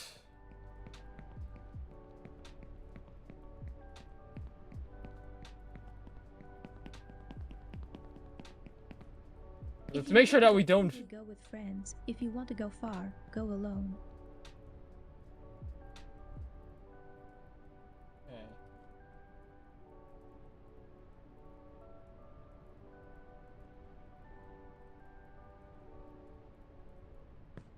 Oh no, no you don't, game. No you don't. Right. Don't you dare glitch me off like last time.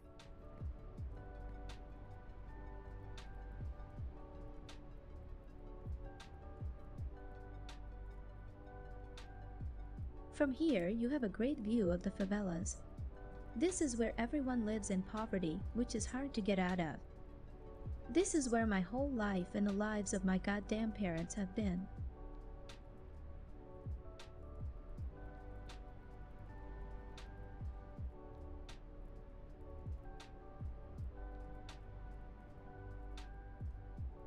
You know, I'm quite surprised that there wasn't actually a game theory video made on this game.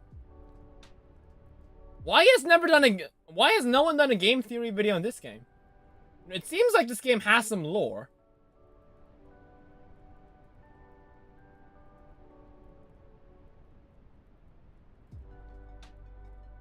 You know, I can't do it because I don't know shit about this. I'm the person who plays, not the one who gets into lore about this. About this game, at least. Maybe it was if it was considered a dinosaur game, but it's not really a dinosaur game. It's a game that has a dinosaur in it, and which we need to see.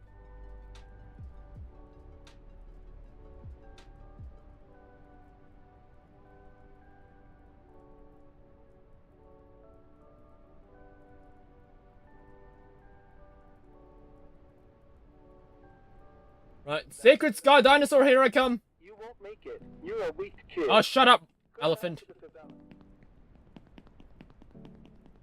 Yoink. Oh, no, you don't, Lopho.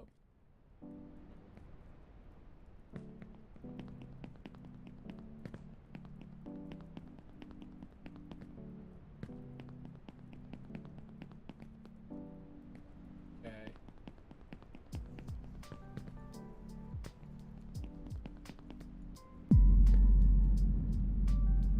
Oh, God. Right. There we go. Yeah, putting lo-fi music while I'm doing this was really a god move. Jump and get off the ground, not knowing what the future holds.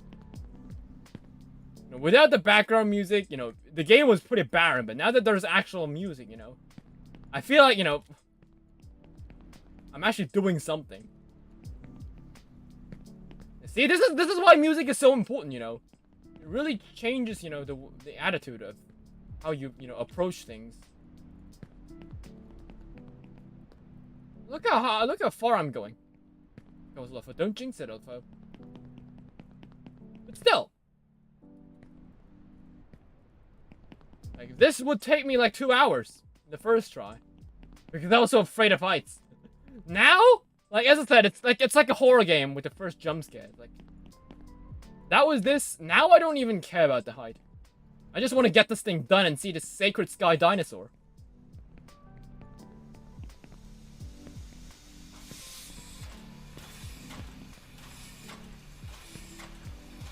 My father worked here as a driller, and he always smelled of fuel oil.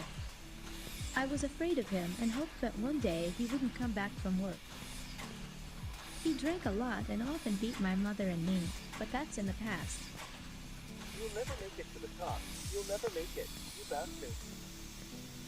Oh, I'm still scared of him.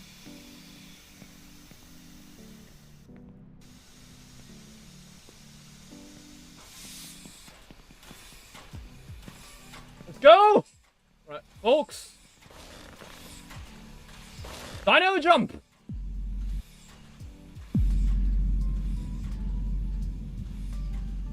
What the hell?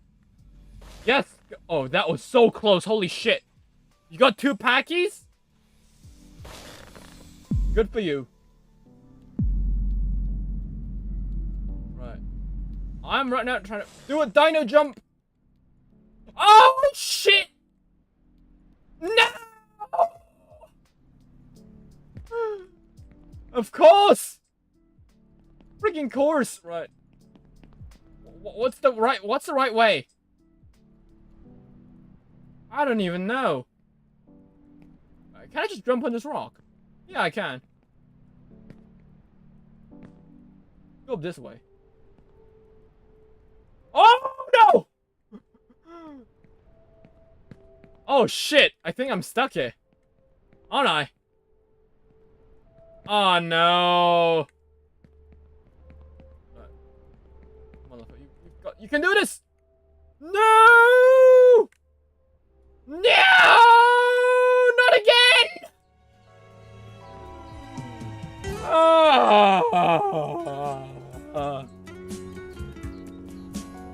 No!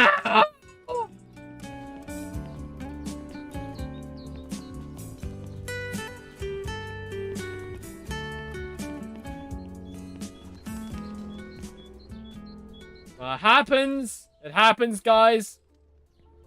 Sometimes it's hard to choose the right path, but don't be afraid. You can always repeat. We learn from our mistakes.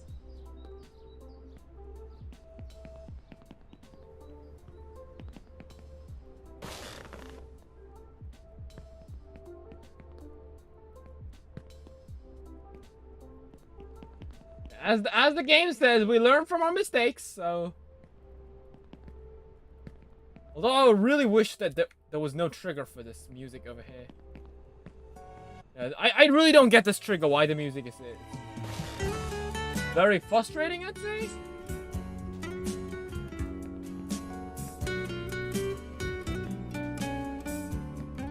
Come on, don't launch me back.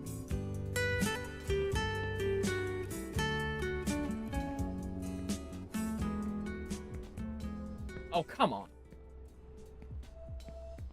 Sometimes it's hard to choose the right path, but don't be afraid. You can always repeat. We learn from our mistakes.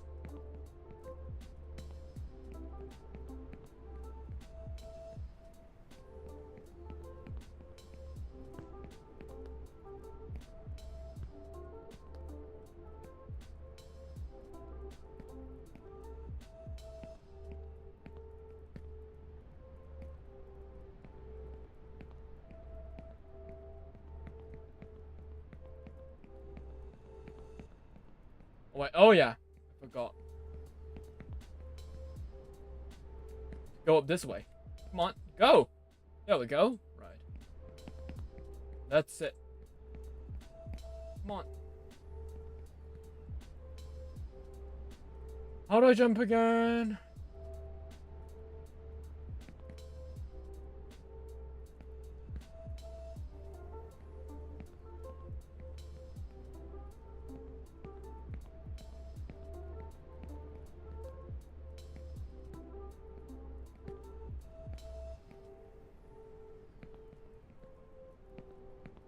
I hate this part. It just takes up so much time.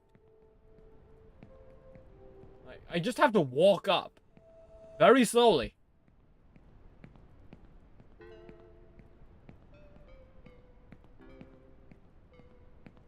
It's annoying. But hey, the game is supposed to be annoying, right? It is just made for our pain and suffering. Why? I don't know. But what I do know is that the developer added in a stupid dinosaur, so now we gotta look for it. Oh boy.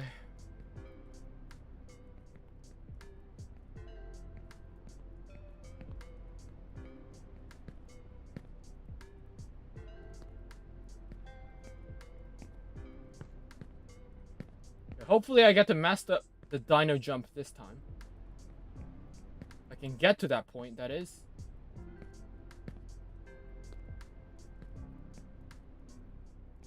Come on. Come on!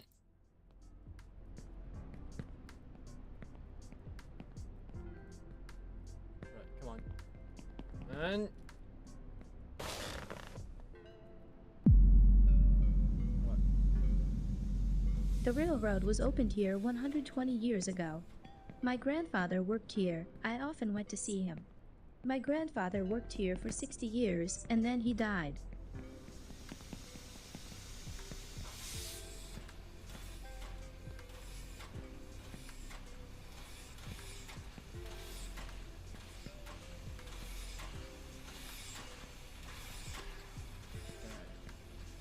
No!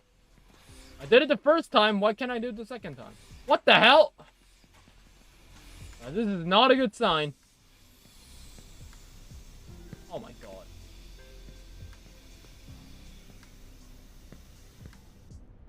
Oh my god. I'm not using time warp on this, okay? Fucking hell.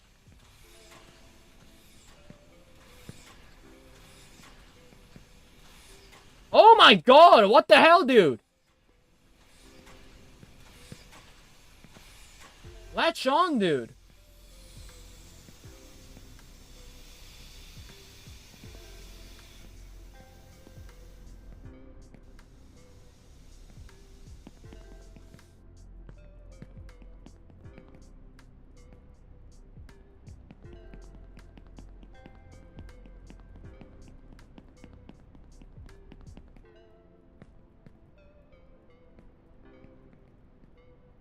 Right.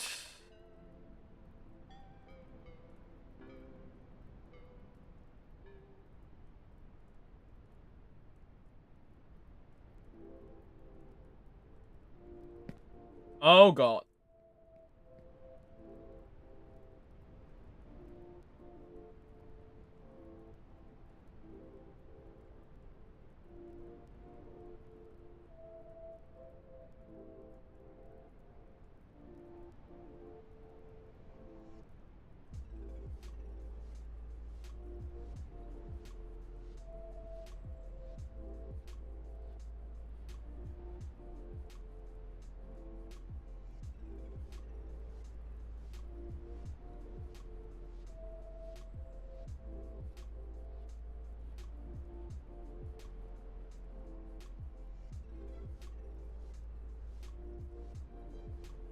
Right, let's go up. Hey, it's the moon! Fun fact, did you know? Around the late Cretaceous, the moon actually managed to block out one of the largest meteors to ever hit our Earth or the moon. The meteor, the meteor that was blocked by the moon around the late Cretaceous was actually much larger than the meteor that wiped out the dinosaurs. So if it wasn't for the moon, you know, nature could have taken a whole different toll. In a whole different way.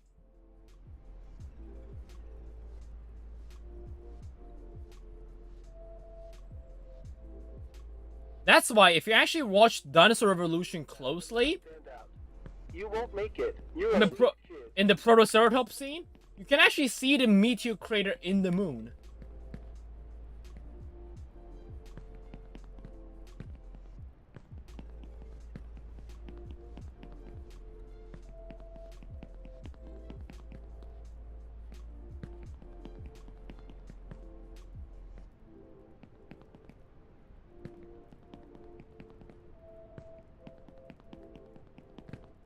Oh no!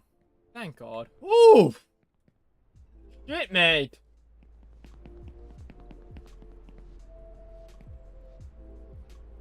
Don't give me the scares, dude. Please.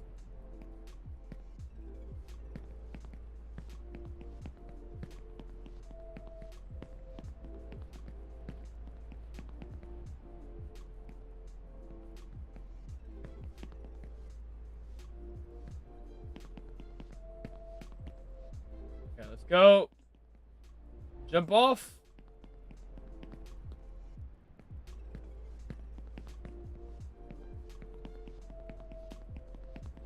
Be careful.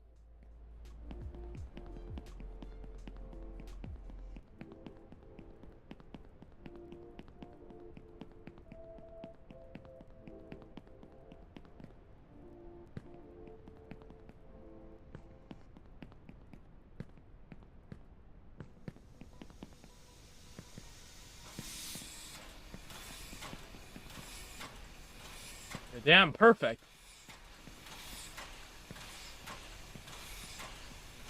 Alright, here we go again. Dino jump.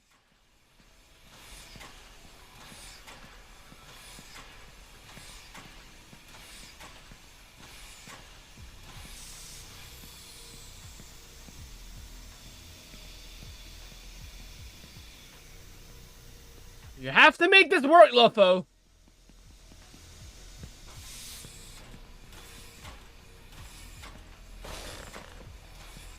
Right.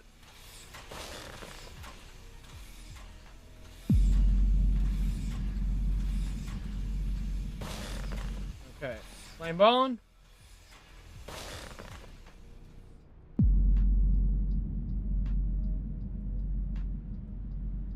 Aim.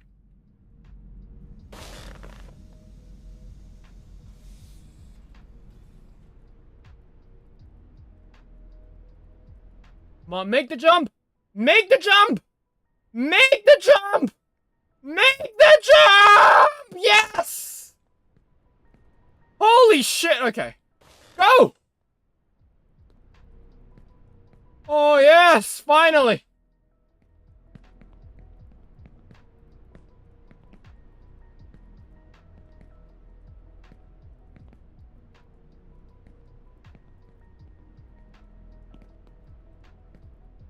Okay, this is the lap. Careful. Alright.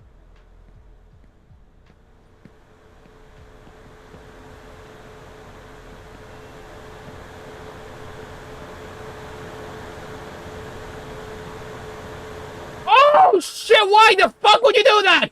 Why the fuck would you do that? Oh my god!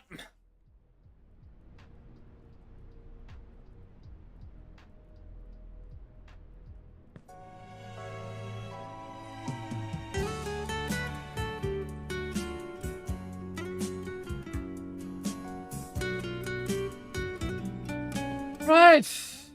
No use crying over spilt milk. Idiot. Never even fell for that one, even the first time. Jeez. Sometimes it's hard to choose the right path, but don't be afraid. You can always repeat. We learn from our mistakes. God, game, why do you have to be like that?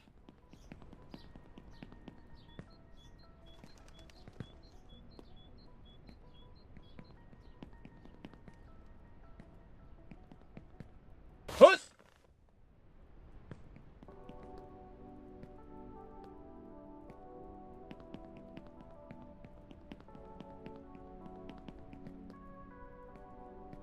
Why did I even run there?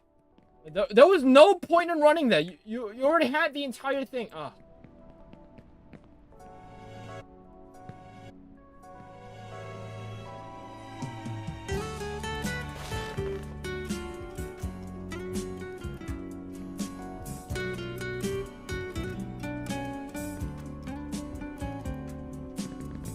What the hell is going on? What the hell?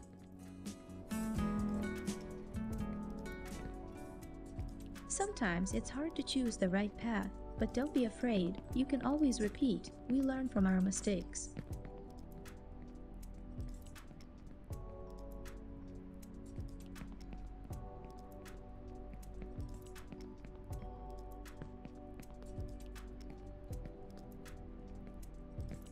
Stupid pipes. Right.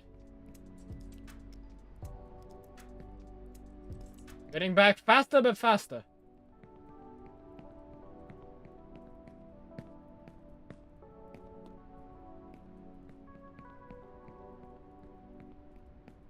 Right. Mankind is a species of perseverance. I mean, maybe mankind, but I'm a Dilophosaurus, so I guess the rules don't apply to me, huh? Right.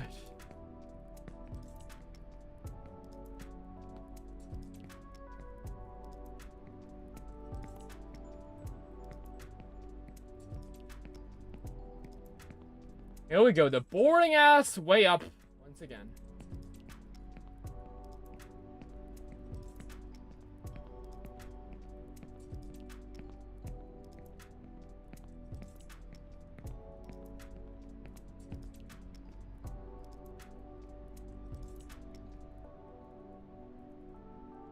Okay.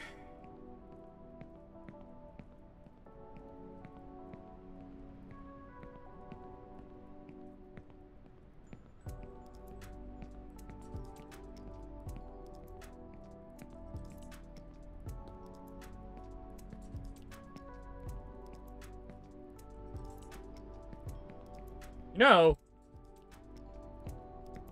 my mom was actually watching my stream the other day. Because, yeah, sometimes my mom and dad watches me stream because, you know, they want to see what I'm doing with my life. You know, she saw me playing this game last stream. And she was like, Lopho, what the hell even is this game? And I was like, I don't know, it's a game that a lot of streamers play. I play because there's like a dinosaur at the end. My mom is like, so, you essentially just climb this up constantly until you find the end. Or if you slip, you have to start off all the way from the start. And I was like, yeah, that's the game. And she was like, you know, why, like, why do you play this? Like, do you really have nothing, like, why do people even watch this? Do they have, like, nothing better to do with their lives? And I was like, you know, Mom, this is exactly why the people watch it, you know? they aren't gonna do this themselves, you know, who has the time for this? That's why streamers exist, Mom! We are there to do these kind of torture. So that the audience can laugh with us. We're like clowns. And yes, I'm fine with that. Don't worry, guys. As long as what I'm doing is bringing you guys a smile, that's all I'm here for. Right, Trolley. It's the third time's a charm, you know. Let's go.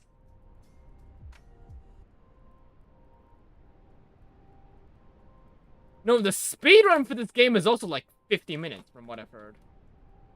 Like, without any shortcuts.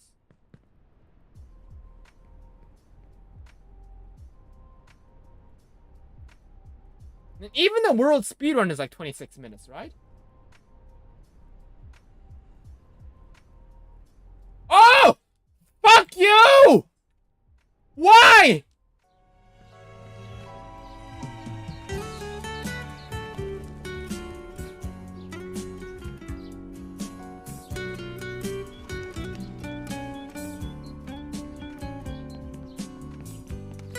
아, 이런 개 같은 이런 씨.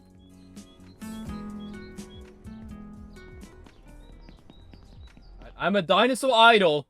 I don't swear. To choose the right path, but don't be afraid. You can always repeat. We learn from our mistakes. Hey, Lopho. Remember, you do Dino Mecha translations. There's gonna be some kids watching my content inevitably, you know. You don't have to swear, okay? Calm down. It was just at the trolley. You can get back there like in 10 minutes. Like maybe in like 3.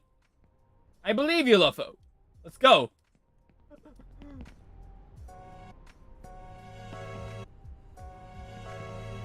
Oh! Come on.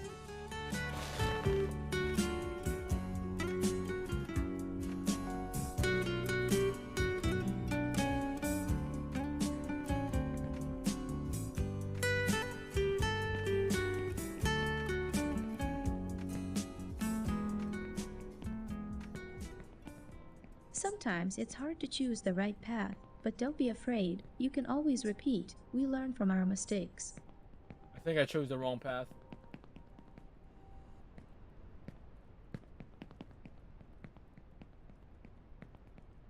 Right.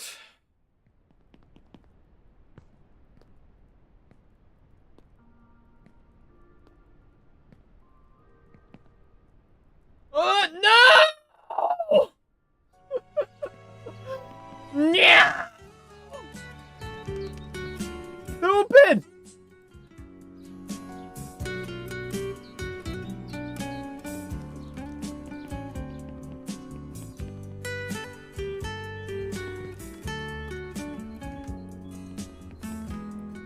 How do people play this? Sometimes it's hard to choose the right path, but don't be afraid. You can always repeat. We learn from our mistakes. How do people play this? Seriously? Like, I'm dying over here.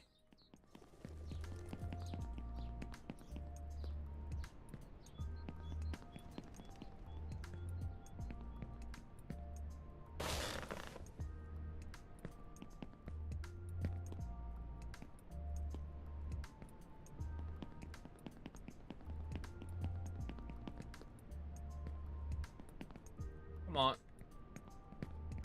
Yeah.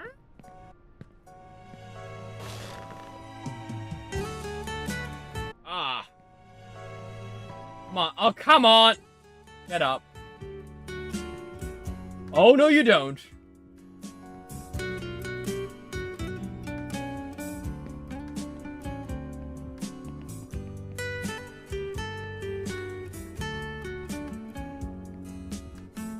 Sometimes it's hard to choose the right path, but don't be afraid. You can always repeat. We learn from our mistakes.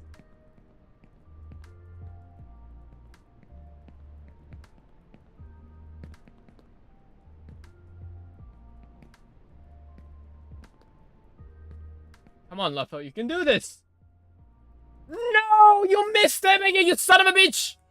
Are you freaking kidding me? Something easy. It's not even at the end, it's just the start. Stop fucking up the start. Oh, just tedious at this point.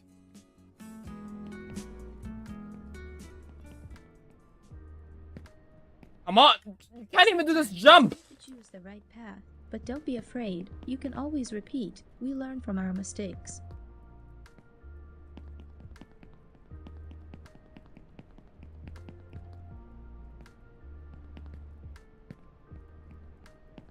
Someday, I will hit Sacred Sky Dinosaur.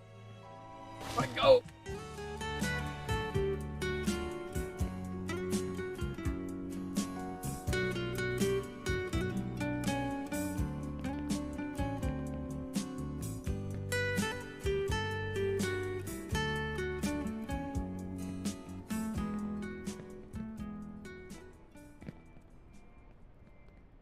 Sometimes it's hard to choose the right path, but don't be afraid. You can always repeat. We learn from our mistakes.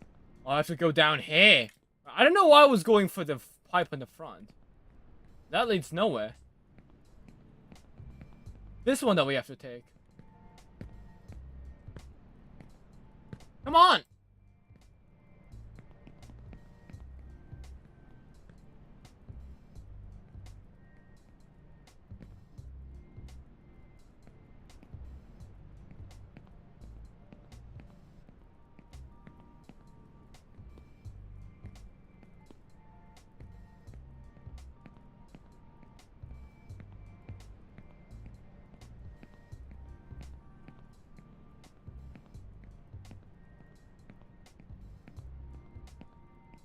Right.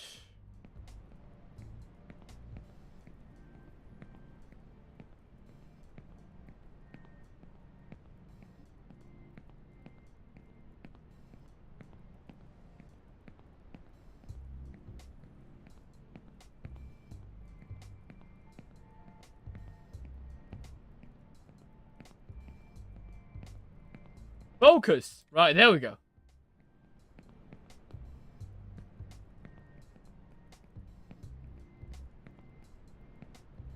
Do the jump, it's not that hard.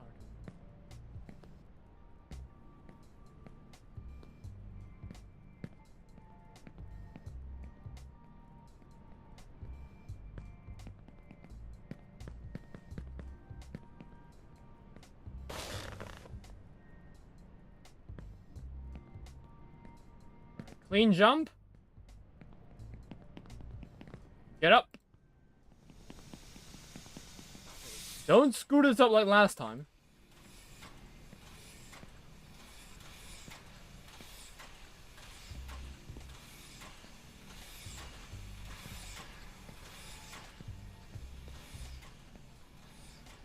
Good.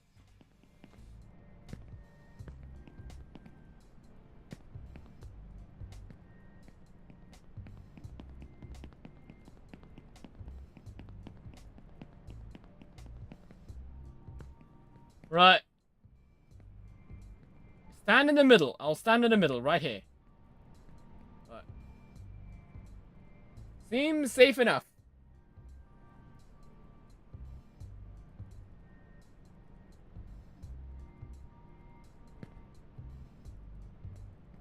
Maybe not.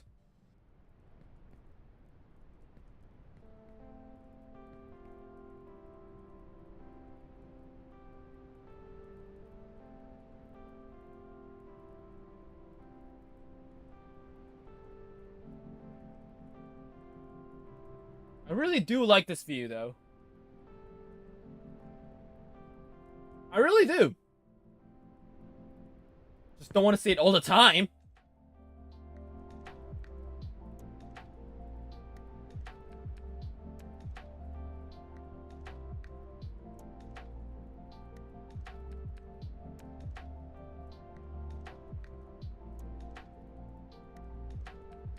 Right.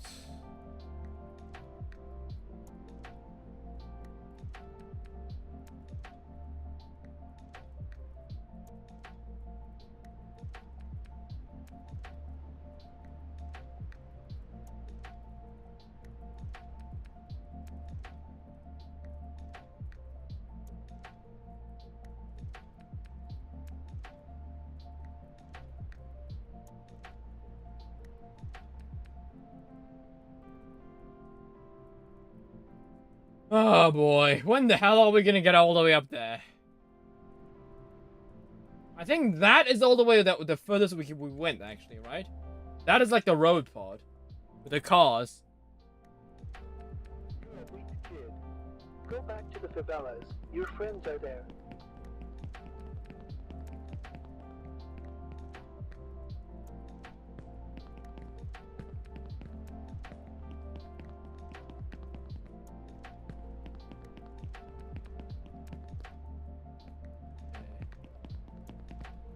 Go.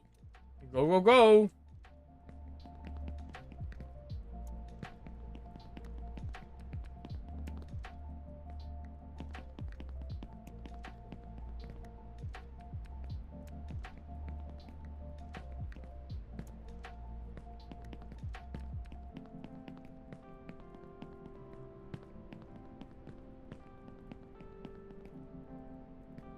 Can we at least get like one like half successful run? Or am I asking for too much?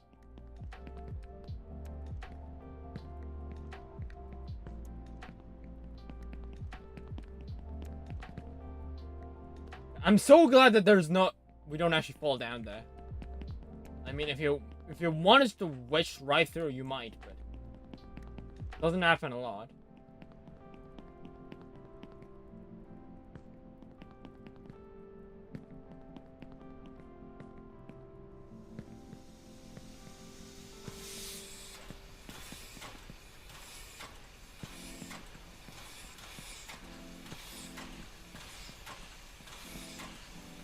Patience! Patience!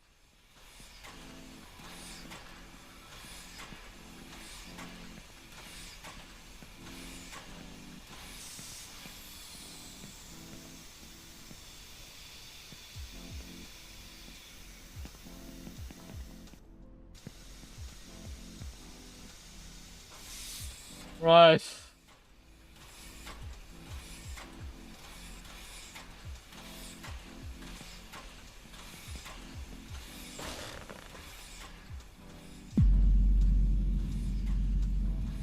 Okay, brace yourselves!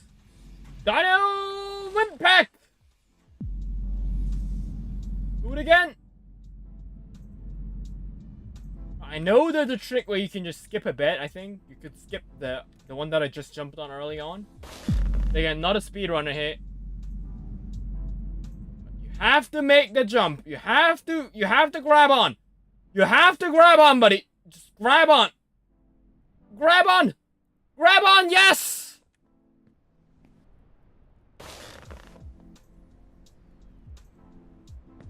Nice.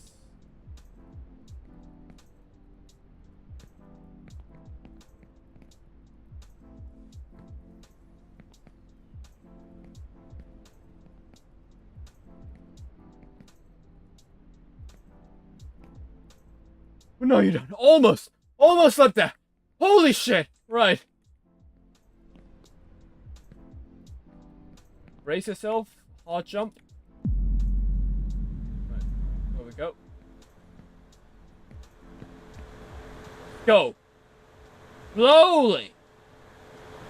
Don't make any stupid decisions.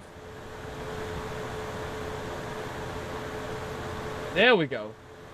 Exactly.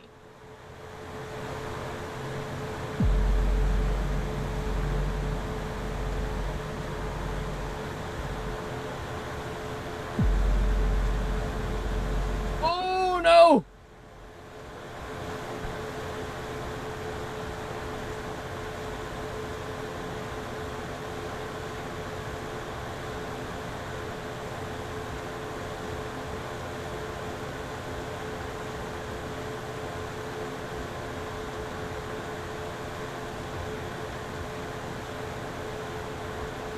Where's the drone?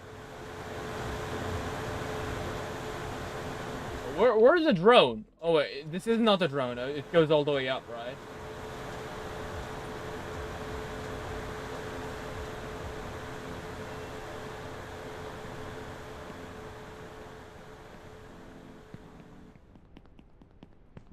Birth, kindergarten, school, army, institute, factory, death. Hello, kinfolk.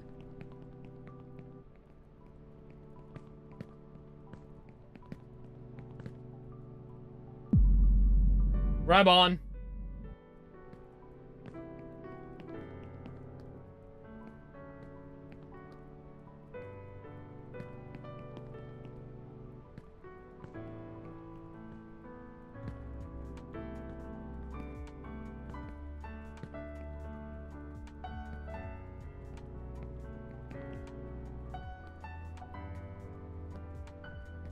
Okay.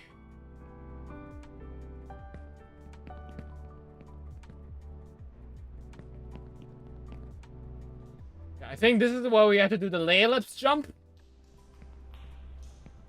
What? Ellipse jump! There we go.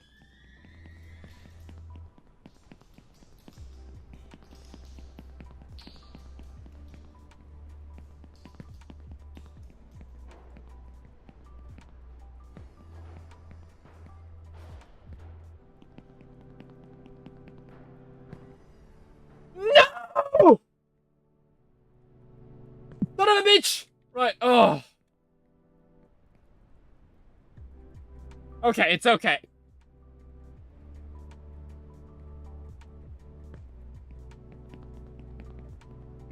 That's what I get for trying to rush it.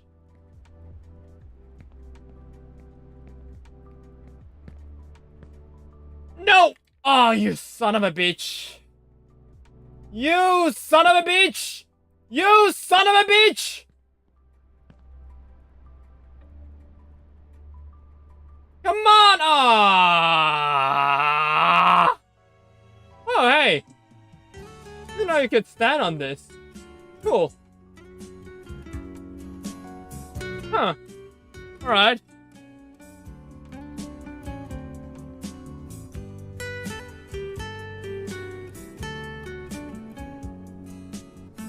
Oh! What the hell? Sometimes it's hard to choose the right path. I can roll by doing a We crouch. repeat. We learn from our mistakes.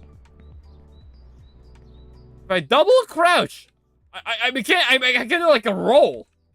What? Okay. I thought I was just gonna teabag, but no, I can roll. Am I the first one that found this out? I did not know this. Okay. Well, that is interesting. But yeah, I think, yeah. Sometimes I guess these mini discoveries is what matters. But yes, that is gonna be it for today, Humans and Dinosaurs. I think, I don't know. I just can't deal with this game. Sacred Sky Dinosaur is too sacred for me as a mere mortal to access it. Won't work. But I can stand on this boy though.